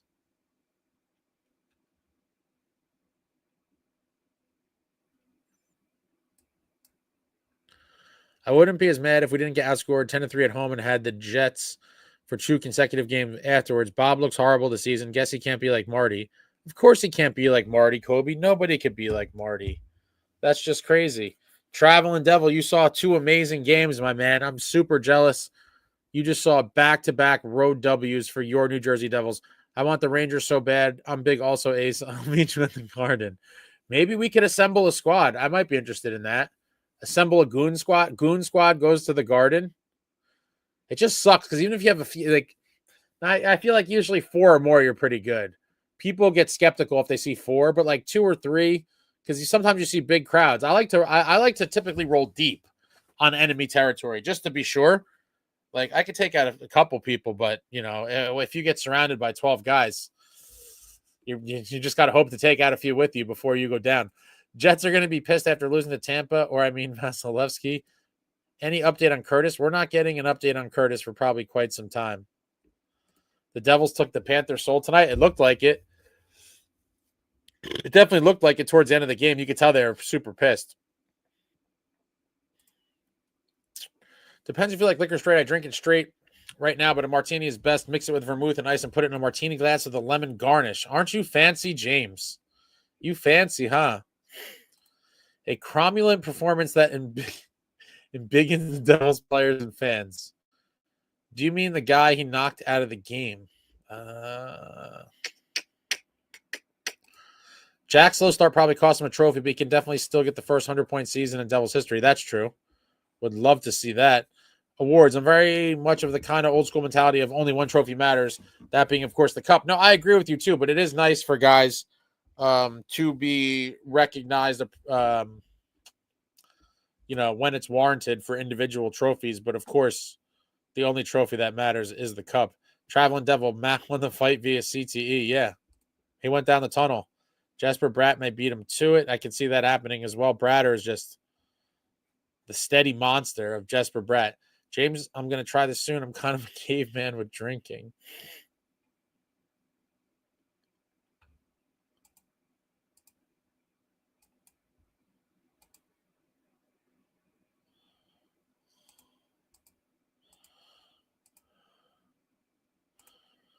Wow, Peyton Bratton with another monster super chat. This is for Jack Hughes and his big heart and his little fight. Go Devils. Wow. Peyton, thank you very much, sir. Much appreciated. Jack Hughes has a very big heart, and apparently his, are growing as well. Heavier, edgier, more violent. Even Jack Hughes is getting involved in the rough stuff, and you absolutely love to see it. I don't know what is, in store for the future for him, but I just hope he brings it more. And he took a penalty there, but whenever you see Jack get that pissed, the guy was kind of giving him the business, got him a couple cross checks from behind, and then he finally met up with him on the boards, and he was like, screw it, and kind of attacked him. Absolutely beautiful stuff.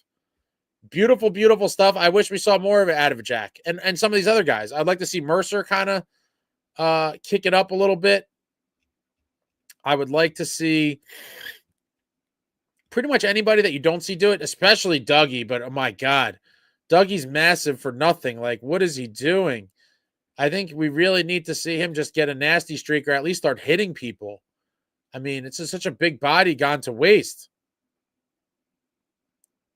But thank you very much, Peyton. Appreciate you.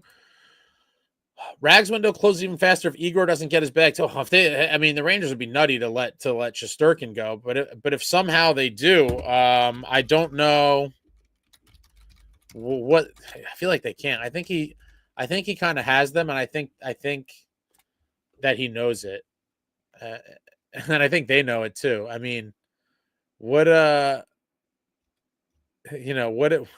what leg do they have to stand on? He's basically their whole team, or at least the most important player on their team.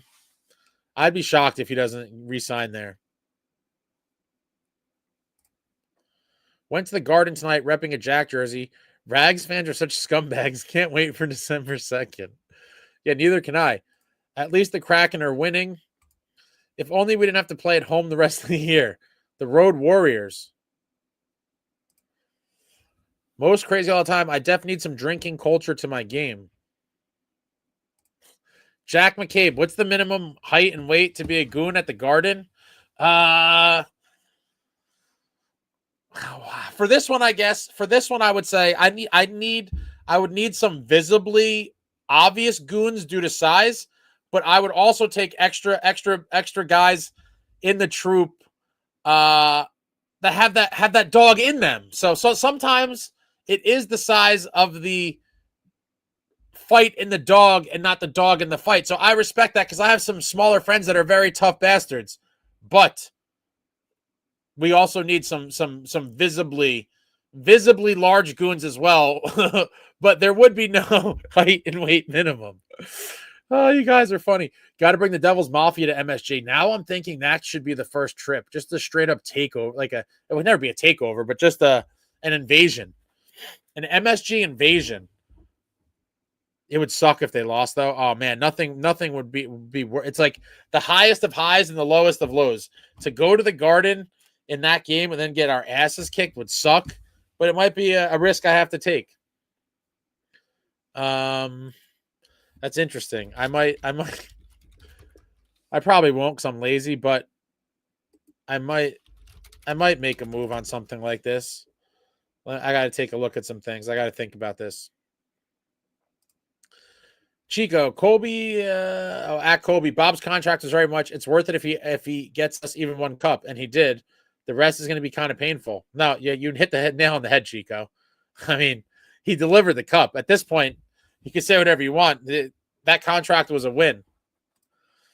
David, heavier, edgier, more violent in the Garden blue section in 2 weeks. I don't know about the blue section, but let me take a look at something.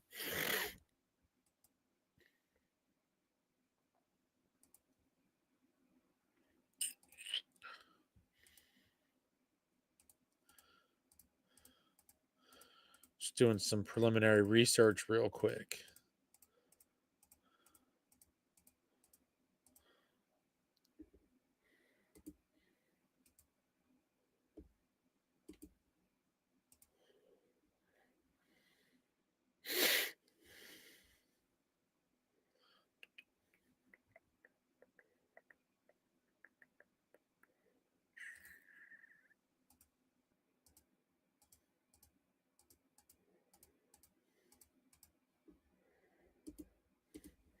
I got to look back to that later.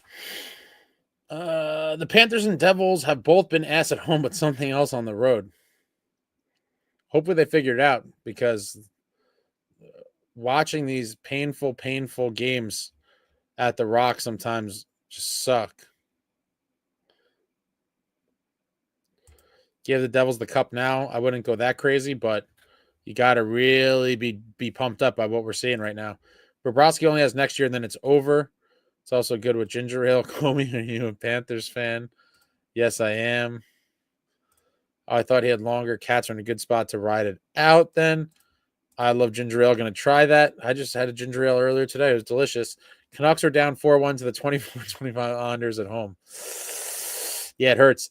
This Panthers team is extremely likable as a neutral fan. Caught myself cheering for them in the last two playoffs. No, I mean, Matthew Tkachuk is one of my favorite non-Devils in the league.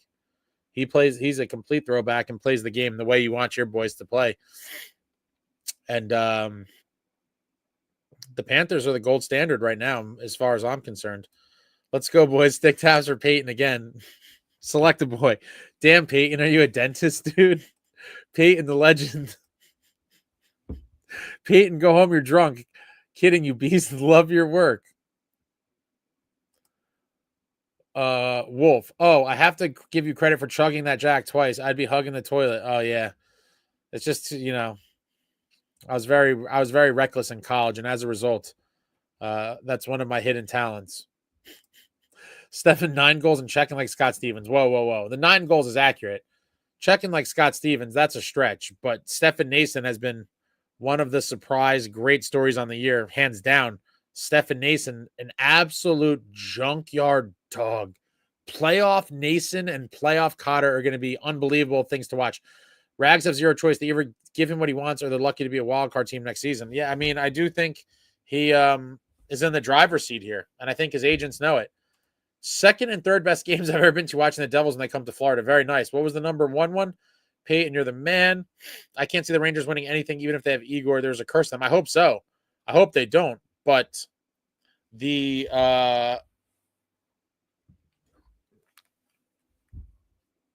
Rangers could go far with him, even if they suck. A guy like Shesterkin can almost steal you a cup, really, if he gets hot at the right time.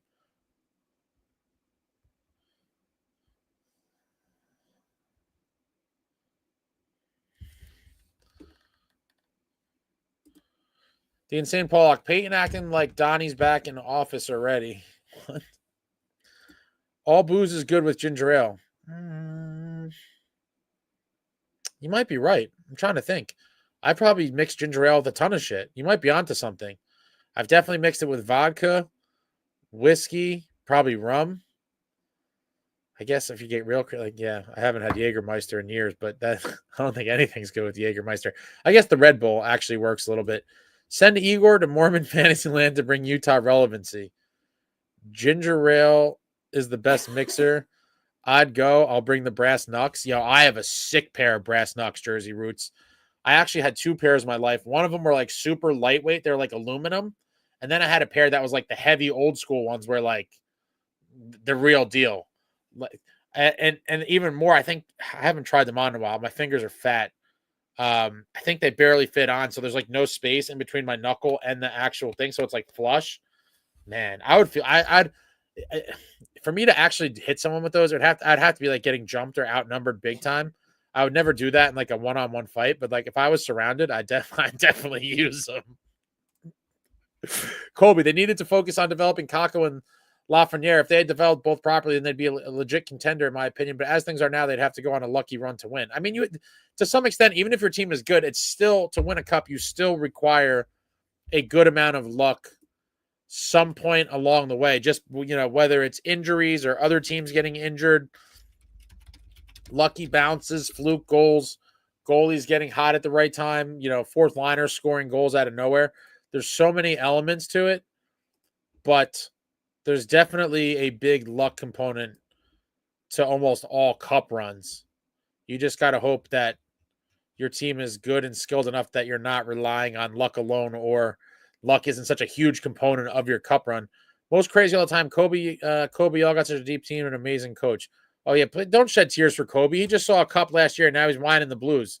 Please. And still got whooped. Rangers needed Igor. Their defense sucks.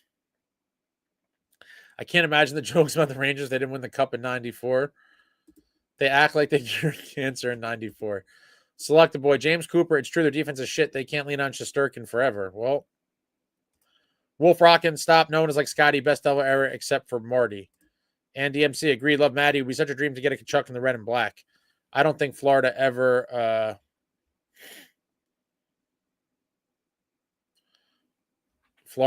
lets him go. But Brady, maybe. Brady's my dream. Ginger ale with white rum. I haven't had white rum in a minute. I bet you that is pretty good, though. Jersey roots. I collect them. Have you ever gotten to a physical altercation with any opposing fans' ace? Not like a real fight. One or two like bumped and then like an aggressive like back and forth real quick, but never an actual like like an actual fight. a couple like little brushes where it got a little heated for a second, but yeah, probably only 2. And typically, and not that it means everything, but the 2 times I was bigger by a little bit than the other person, and I definitely had I have like a snap switch, and I think my demeanor and kind of the way I looked at them and what I was saying, that they realized like, whoa, like this guy might be a little crazy, and so it didn't escalate.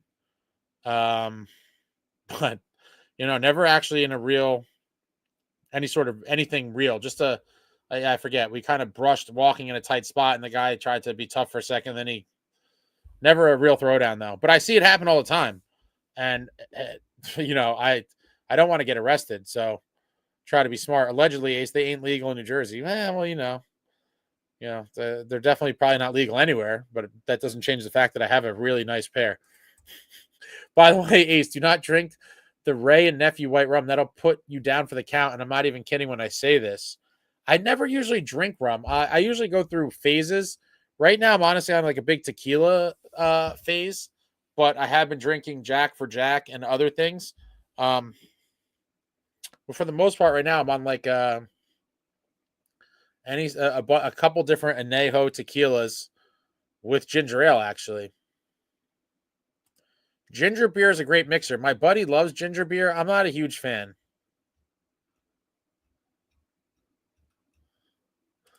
Speaking of Kachucks, imagine the Devils get Keith in the 06-07 trade deadline instead of him going to Atlanta.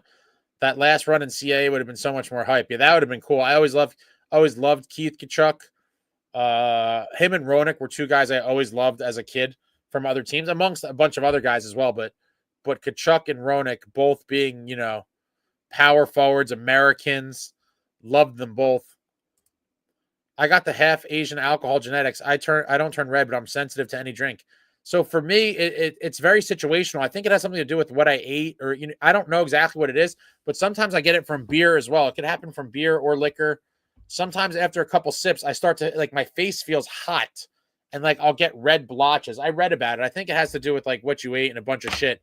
But tonight, as soon as I started drinking the Jack, I felt my face get hot, and I could see the red spots on the camera. Go to an Eagles home game in a Giants jersey. Oh, man, I am so disinterested with football right now for the most part. I headbutted a Rangers fan for spilling their beer on my CCM jersey. I had to do it. Well, that's just rude. I've never had a problem with opposing fans. I've only ever had problems with other Devils fans. Some of y'all get too wild. Well, I think there's a large contingency of drinking idiots across all sports. Every team, all sports.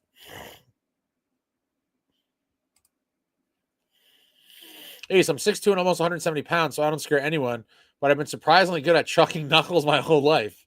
Let me know if I need to book a flight from Texas. I'm going to look into some things tomorrow. I'm curious how many people would really be interested in going to the Rangers game. It definitely would be pricey.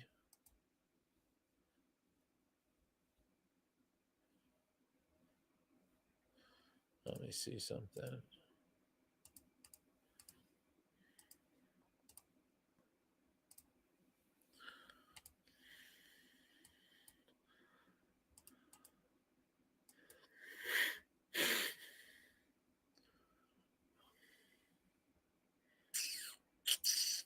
I'll have to do some research tomorrow. Buying Ray and Nephew tomorrow. Both of us. I'm 5'8" in the same weight, but in a street fight, nothing beats crazy. No, that's for sure. I'm warning you now. Drink it sparingly. Don't guzzle it down. Wish I could. I'm up from 150, which I spent most of my life. My extra 20 is all beer and no muscle.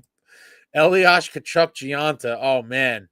That could have been a really interesting, fun line. Parisi Gomez Lags. Wow. Ace, my old go-to drink on a late night, 100 Red Bull, 100 tequila, and Red Bull. Oh, 1800. What? I think I actually like the 1800 coconut. I tried that a couple months back.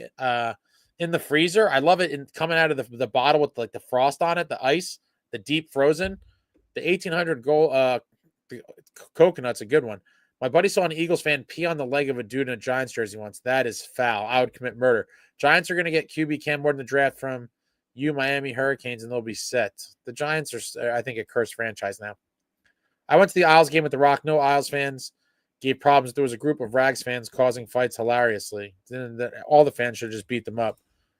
Canucks need Demko back ASAP. Pro tip, if you're ever in a fight and it's some real shit, go for the jaw. It's an instant lights out button if you hit it hard enough.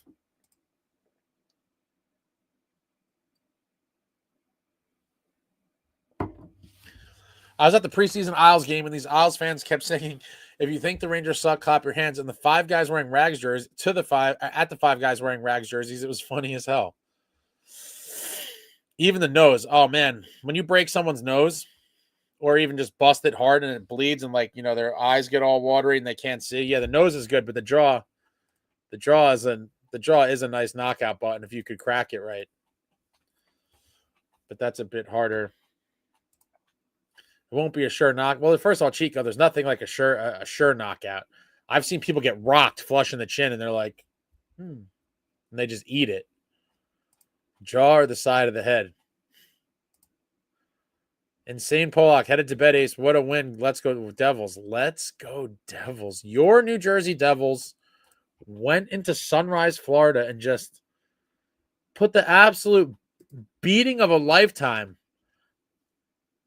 on the Florida Panthers and took care of business. Oh, yeah, we're definitely at that time, guys. It's the obligatory time. I'm going to take a leak.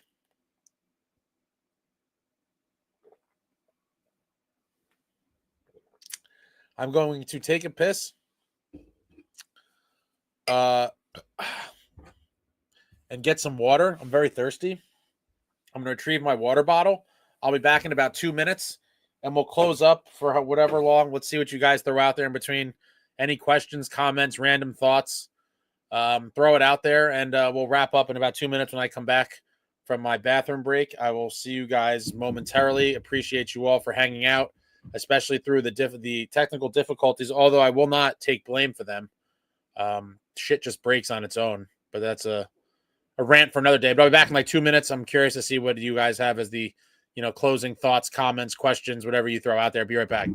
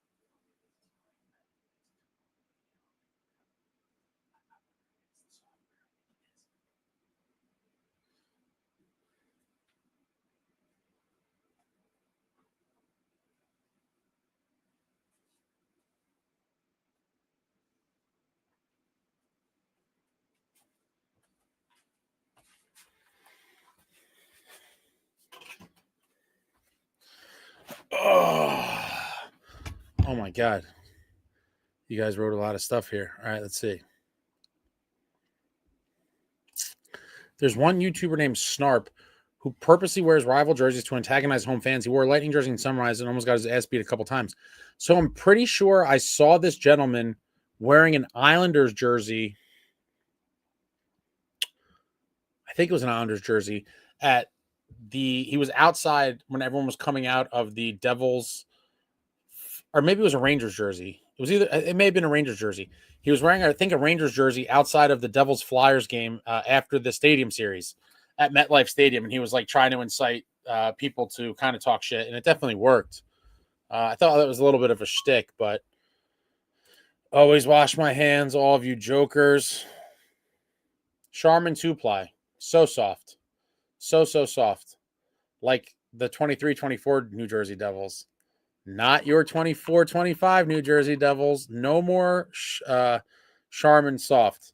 Number 1. I don't have time for number 2 midstream. Come on, guys. Anyone rocking Devils Inc? That's a good one. You think if 10 of us were getting into it with some Rags fans at that game, Mac would jump over the glass and get involved? We need our goon. No, I don't think he would want to go to jail or get suspended. I went to an Eagles-Cowboys game back in 93. And my Cowboys killed him. If I didn't have a couple of big guys with me, I would have been in trouble. Good night. Good night, Wolf. One last thing. Oh, man. Tyson or Paul?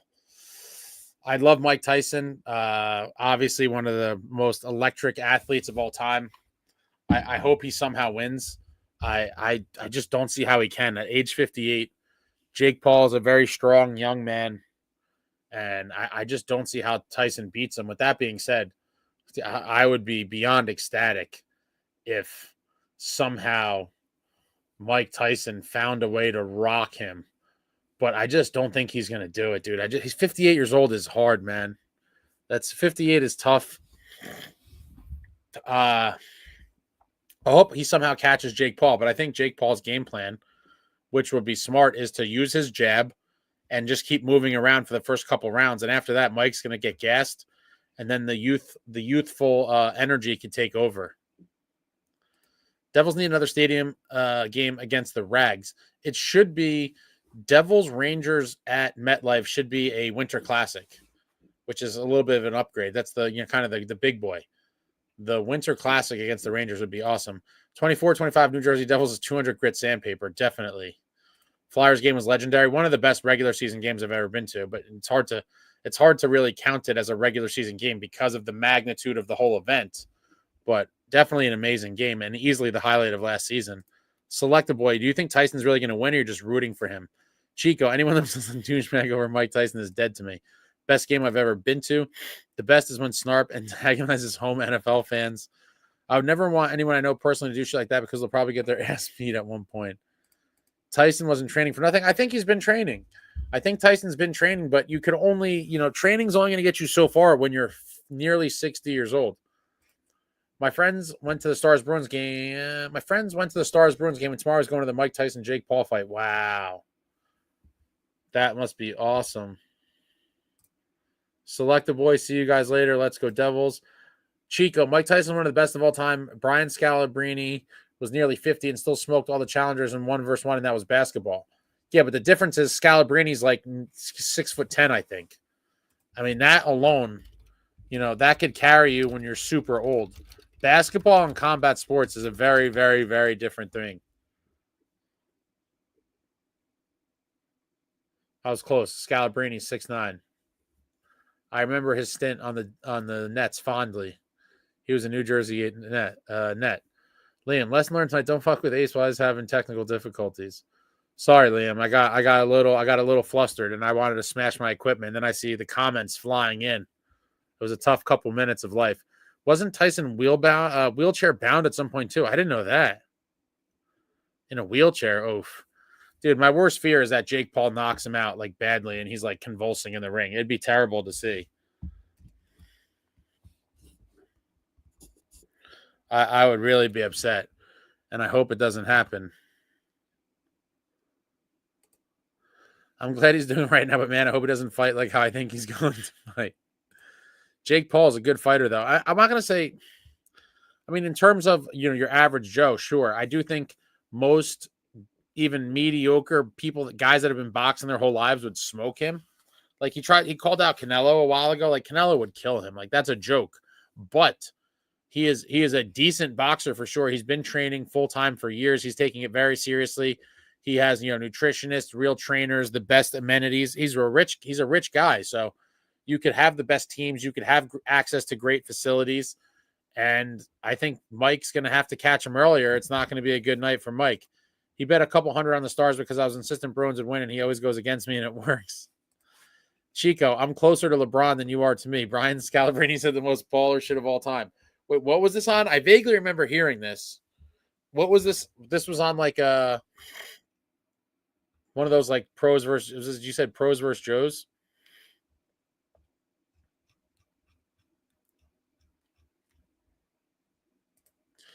Wolf, the fight is actually streamed on Netflix, which is pretty crazy. I mean, in the content wars, Netflix is just making it rain, just throwing money all over the place for content, and they're landing one of the biggest combat sports fights of the year. Not in hype and whatever else you want to call it. Not in terms of like actual prestige and importance, because I would consider this a circus fight. Jake Paul versus Mike Tyson is an absolute cash grab circus fight to the max. With that being said, I am wildly excited to watch it, and it is wildly entertaining.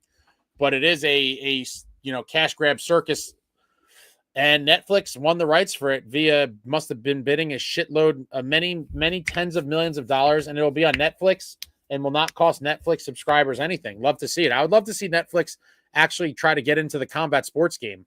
I think there's a kind of void there where they could step up with, all the contacts and access to whether it's producers or talent or whatever it is in the world of producing an event like this. Netflix has the money and the capability to pull it off. And so I would love to see them use some of their bandwidth to do more things like this.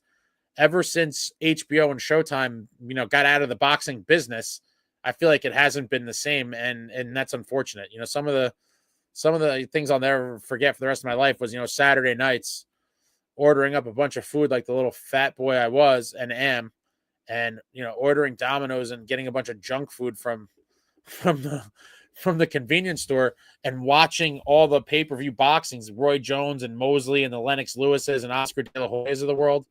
What an era. Chase Brogan, what's going on, my man? Netflix. Yes, sir. Netflix showing this fight because they're just a multi-billion-dollar corporation.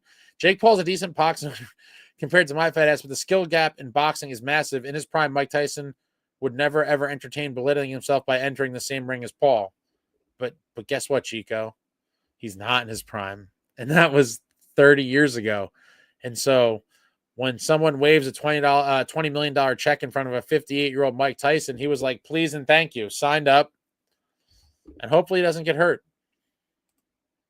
James Cooper, obviously he's not like top 50, but he's a very good athlete, all-state wrestler, definitely can beat an old man. Absolutely. He's not just some random guy off the street. He is an athlete. He was a decent wrestler. And then he harnessed all that and started taking boxing seriously and training daily with top, notch trainers and all this stuff. So you have to give the kid credit. He's better than most. Most crazy of all time. Closing thoughts. Shit is so nice not having two other forwards having to play extra defense for that bust of a pick Holtz. The dude drugged down every line he played for all 82 games. It does seem like the New Jersey Devils and Tom Fitzgerald are coming out the massive winner on that deal. I mean, even points aside, Cotter brings an element that Holtz was never going to bring, and that physicality and kind of, locker room presence and hype man. Holtz was going to be pure goal scoring, really, if anything, and that would be it. Kind of one-dimensional. My man Paul Cotter is a jack of all trades, and then obviously, you saw him on the turntables pregame before the first Panthers game, and I don't think Alex Holtz could DJ like that. James Cooper, Netflix would be nice. Pay-per-views are pointless because illegal streams are so easy now. Isn't that the truth? I'm craving late night McDonald's now, but I know better. Oh, man, I'm always craving McDonald's. Wait, on this note real quick, I don't know if I've talked about this. Did you guys know you could add mac sauce to anything you wanted? I found this out about a year and a half ago. I forget how. One of my friends was something like, oh, did you ever add mac sauce to it? And I'm like, what do you mean? Did I ever add mac sauce to it? And like, yeah, you could put mac sauce on it. I'm like, wait a minute, you could put mac sauce on random shit? And they're like, yeah, I've been doing it for years. So you could put mac sauce on anything. And I was like, what? I think an hour later, I went to McDonald's and ordered my favorite, the double quarter pounder with cheese. And I was like, add mac sauce on that now. Double quarter pounder with cheese plus mac sauce. Once I realized you could order mac sauce on anything, I was like, I will never order a Big Mac again. Why do I want this bread and lettuce situation when I could have a nice, dense double quarter pounder with cheese plus the mac sauce? I mean, it just completely alleviated the need to ever order a Big Mac ever again. Never ordered a Big Mac after that. The double quarter pounder is a far superior, denser, heavier, heartier burger, and you just throw the mac sauce on it. It was phenomenal. Chico, not much of a combat sports guy, but I respect the hell out of boxing. Love it as a sport, especially the old classic fights. Yeah, but boxing, for whatever reason, I don't know, has it's kind of lost its luster. I still love it, but it's nowhere near like the era of the 90s and even, early 2000s and 2000. I don't know, 2000. I guess it kind of, in my opinion, it's kind of fallen off a cliff in the last 10 years, but it had a great run for me in my life. I wish the NHL would just fully move to Prime. I'm so sick of blackouts and the Prime broadcasts are absurdly high quality 4K streams. Yeah, but that's too convenient, Ron. They got to get as much money as they can from different networks and make it really hard on hockey fans to find the games because they're on 27,000 different things. Can you dip nuggets in mac sauce? So that's interesting. I never thought to order, like, can I get a cup of mac sauce? I've just put it on other sandwiches. Now I'm intrigued. That's actually a really good one. Can I get a cup of the mac sauce? The plot is thickened, Ron. Colby, my friend who's originally from Michigan is friends with Paul Cotter's younger sister. My friend also dated Chris Osgood's daughter in high school. Okay. That's an interesting one. Chris Osgood, former Red Wing and New York Islander. Ozzy. Ozzy. They used to chant that at the Nassau Coliseum. James, mac sauce McDoubles are major key, but when I got it 4 years ago, it was an extra quarter. Not, it's like $1 for mac sauce because everyone does it. I mean, is it not worth a quarter? Oh, yeah. If you watch UFC, you got John Jones or Stipe Miocic. And who will Jones retire? And will Jones retire after the fight? Oh, yeah. I forgot to make that announcement earlier. So I might have a guest host tomorrow, or I might just have not tomorrow, Saturday, because I will be going to Madison Square Garden for the John Jones UFC event. And so I will not be able to do the post-game live. I'm trying to get a guest host. I don't know if my buddy will want to do it. He might not be comfortable. So if he doesn't, maybe I will. I got to think about it. Maybe I'll do like a very, very brief one live from the UFC event at Madison Square Garden. I have to figure all that out. Or I might just do nothing. I could be completely incapacitated in the garden. I don't know yet. Man, remember when McDoubles were on the dollar menu? Do dollar menus even exist anywhere anymore? I vaguely remember. I don't think there's a dollar menu anymore. I think there's like value menus, but they're not $1. It's great for dipping fries in.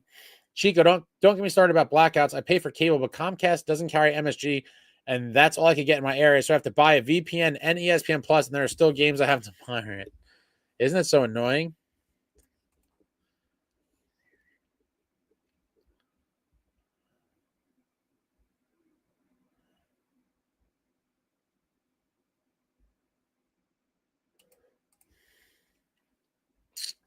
Jones is ducking Aspinall. I mean, I understand why.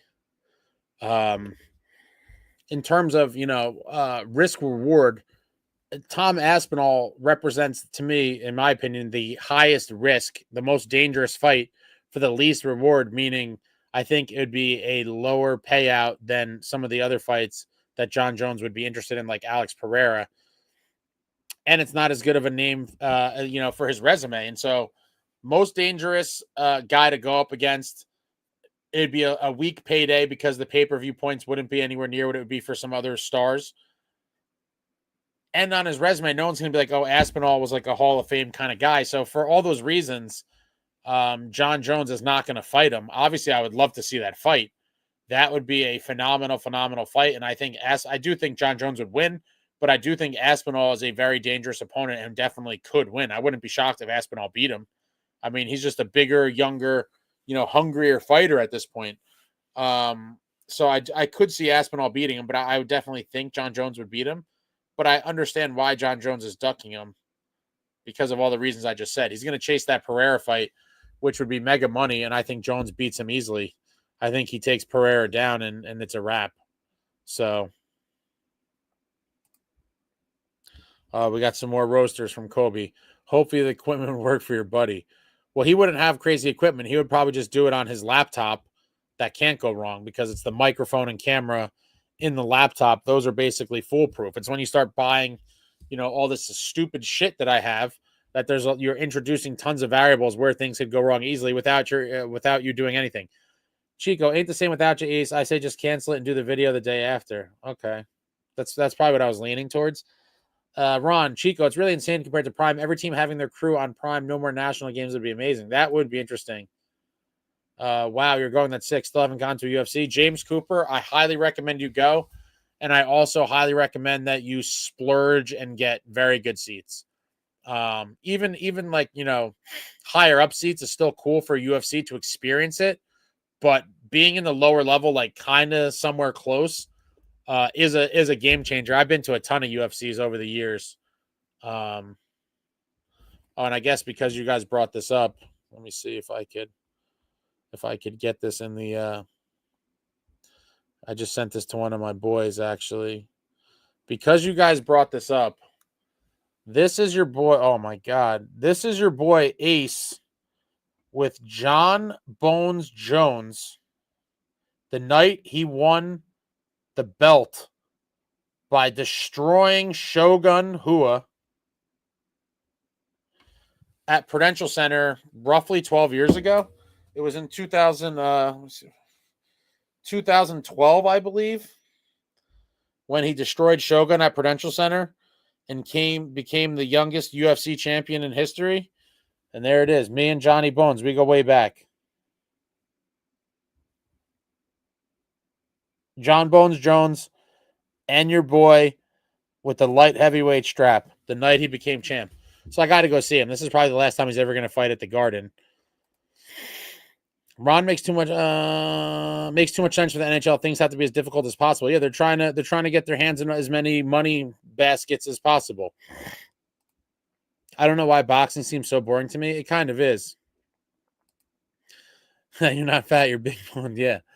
Yeah, that's being very kind, but thank you. I need to get on my regimen soon to shed some weight so I don't croak. BM, what was the biggest fight you've seen in person? Biggest underrated fight seen in person? Are you talking about boxing, BM?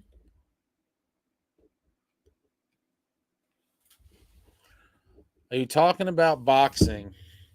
I'd have to say the biggest fight I've seen in person. Yeah, I guess, are you talking about name? Like biggest fight in terms of names or biggest fight in terms of like how the fight played out? If you're talking about just like best fight that I've seen in person, coincidentally, it would be the first boxing match I ever went to live in, let me get the date correct. I believe it was 2002.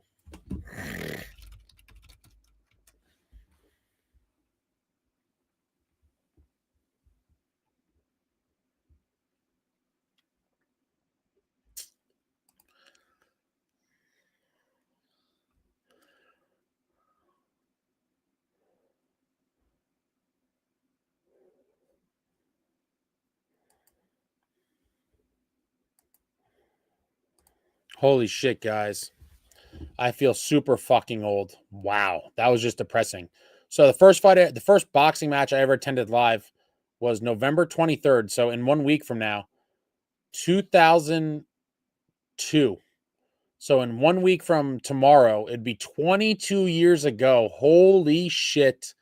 And that fight was held at Boardwalk Hall in Atlantic City, featuring two fighters by the name of Arturo Thunder Gotti and Mickey Ward. And it was Gotti Ward 2, which was an absolute war. Arturo Gotti, my favorite fighter of all time. If you like boxing and like, all-out brawls, I would highly recommend watching the Gotti Ward trilogy, one of the greatest trilogies in boxing history. And that would be, in my opinion, the best fight I've ever been to because of how it played out. In terms of names, the biggest fight I ever went to live, and just in terms of names, because the fight sucked, but in terms of names, would probably be in Vegas, Floyd Mayweather versus Shane Mosley. We need Aspinall to fight Pereira so we can put an end to the overrated Pereira. I mean, listen, I'd be curious if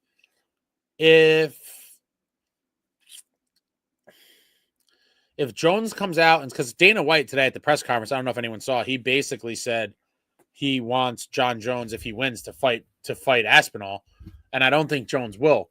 So if Jones wins and refuses to fight Aspinall, then maybe they do a fight, and if they tell Jones they're not going to give him the Pereira fight, I believe Pereira probably would fight Aspinall. And so if Pereira and Aspinall fought, at that point, whoever won that fight, even if it was Aspinall, I don't see how Jones could deny it then and try to say, like, oh, he's a nobody, he does nothing for me. I think that excuse would be kind of tired. Kobe, it's definitely a sport that gets exponentially better to watch the better you understand the mechanics and mind games at play. James, I just graduated college, so I definitely cannot afford good UFC tickets, but I'll definitely go in a couple years.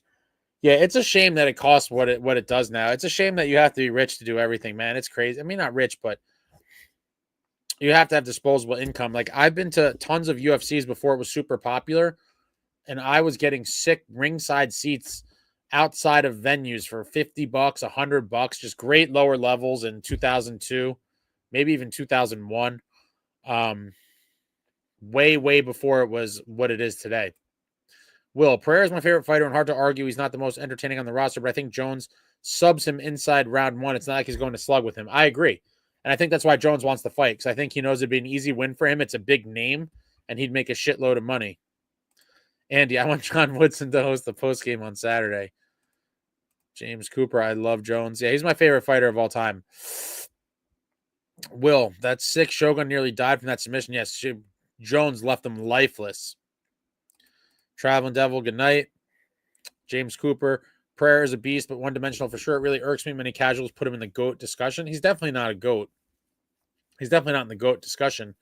But as a two-division champ, I already give him legendary status because, in this UFC world, guys typically don't stay on top for too long. And so when you look back at the true legends of the sport, like John Jones, like George St. Pierre, like Anderson Silva, those guys are truly special. They were able to stay on top and champions for so long. It's very hard in today's day and age to see guys remain champion for that long. Everyone has their moment in the sun, and then they kind of fizzle out. You even saw it with Adesanya, Usman, Ngannou, Conor McGregor, even though he had a decent little run. But, guys can't, the way that the sport is, it's hard to stay dominant. You just can't stay a champion as long as you could in boxing back in the day, or even UFC back in the day for certain guys. So the runs are much shorter, and no one holds the belt for that long because there's just so many good guys. I've heard stories of how crazy Tyson Holyfield was when Tyson bit the air. People were going nuts. Oh man, I remember watching that vividly as well. I was like, I think 11 or 12. And I remember watching that and just being like, holy shit. You never seen anything like that before. And then they're showing the replay in Judge Mills Lane. Yeah, wow. So that was that was 28 years ago as of a week ago. November 9th, 1996. Oh my God. Yeah, I was 11 years old. 28 years ago.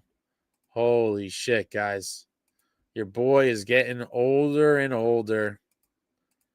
Looking at how many years ago this was.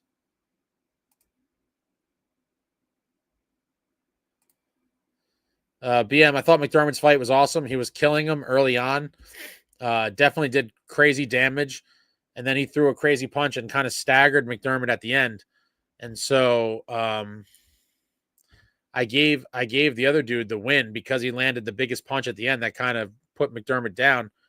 But then after it was revealed that that guy was like, devastated and went into the locker room and was out of the game, I called it a draw. McDermott was definitely killing him early on, but the biggest punch was landed by him at the end. But he was knocked out of the game. So those were some sledgehammer punches to the side of the head. I think Jones is very close to retirement. Not sure he fights. Either he wants to stay undefeated. Money changes everything. Thoughts on Jake Paul versus Mike Tyson? I hope Tyson doesn't get killed. I want Tyson to win. I just don't see how it happens. Ryan, I don't know shit about UFC. I thought we were talking Devils hockey. But this is kind of the end where people go off on tangents. Once I go to take a leak and come back, that's when it's just like anything's on the table. But your New Jersey Devils, massive victory tonight, beating the Florida Panthers by a score of 6-2, sweeping the Panthers at home in a little 2-game matchup. Not coming back yet, but going to Tampa with 4 points in the bank, looking to sweep the Florida trip. And how I would love to see it. McDermott versus Jones for the belt. Oh, boy. That would be something, huh? McDermott versus Jones for the belt.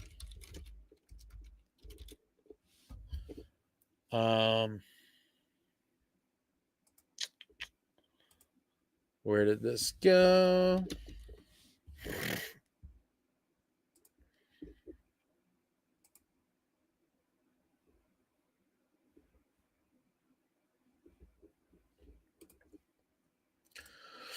Gadjevich, 2 tough fights in back-to-back games. Who did he? He had Dylan. Yeah, that guy's Gadjevich is a warrior. He was him and Dylan were chucking bombs. That was a great fight. Big Mac won that easily. Those brainstem punches sent that dude straight to the locker room for the night. Yes, but he did get dropped with a big punch at the end, so you have to put some stock into that. BM, did you like Jack going after Lundell? Loved it. Lundell got away with a little cross-check from behind. They came back up the wall, and Jack was like, all right, that's it. I'm attacking. I am attacking, and Jack wasted no time. He got after it. I love to see it, especially from a guy like Jack that you don't typically see that sort of aggression from. Give me more of it. I love it, and especially from Jack, like I said, because you don't see it too often. I think the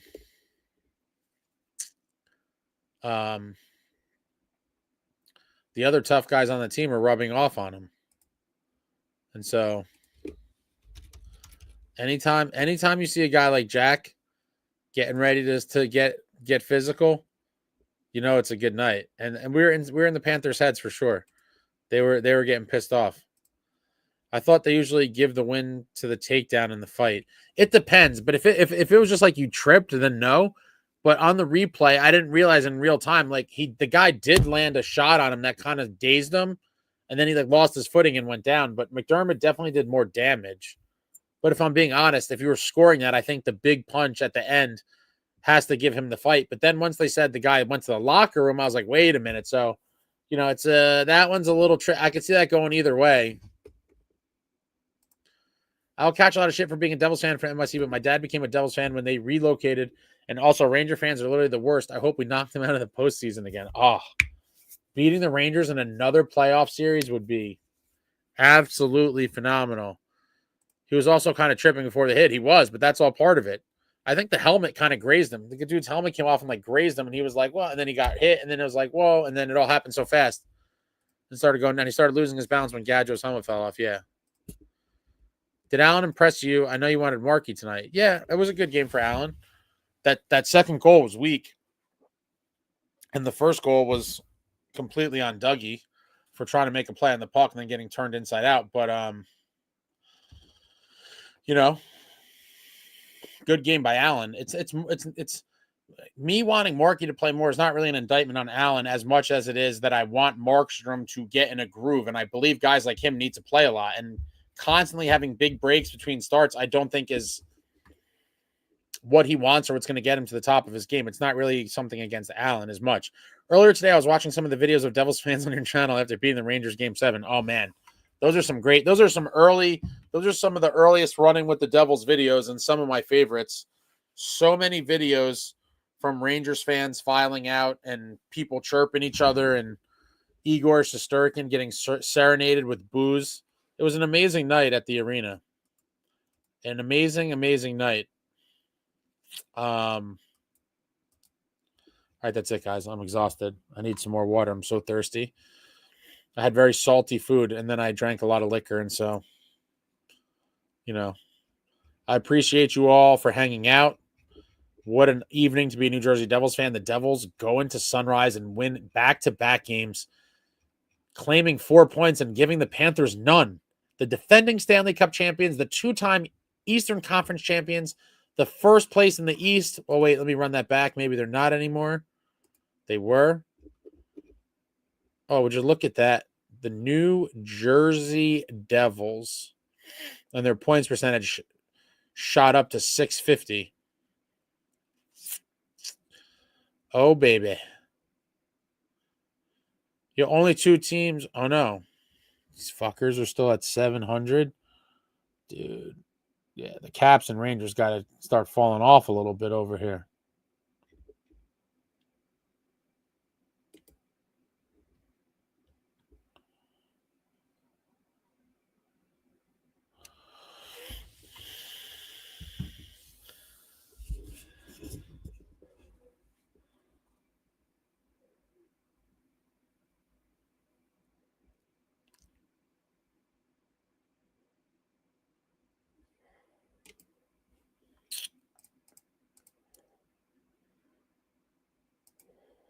Ron, let's go Devils. Don't forget the Advils. I'm going to have to take some.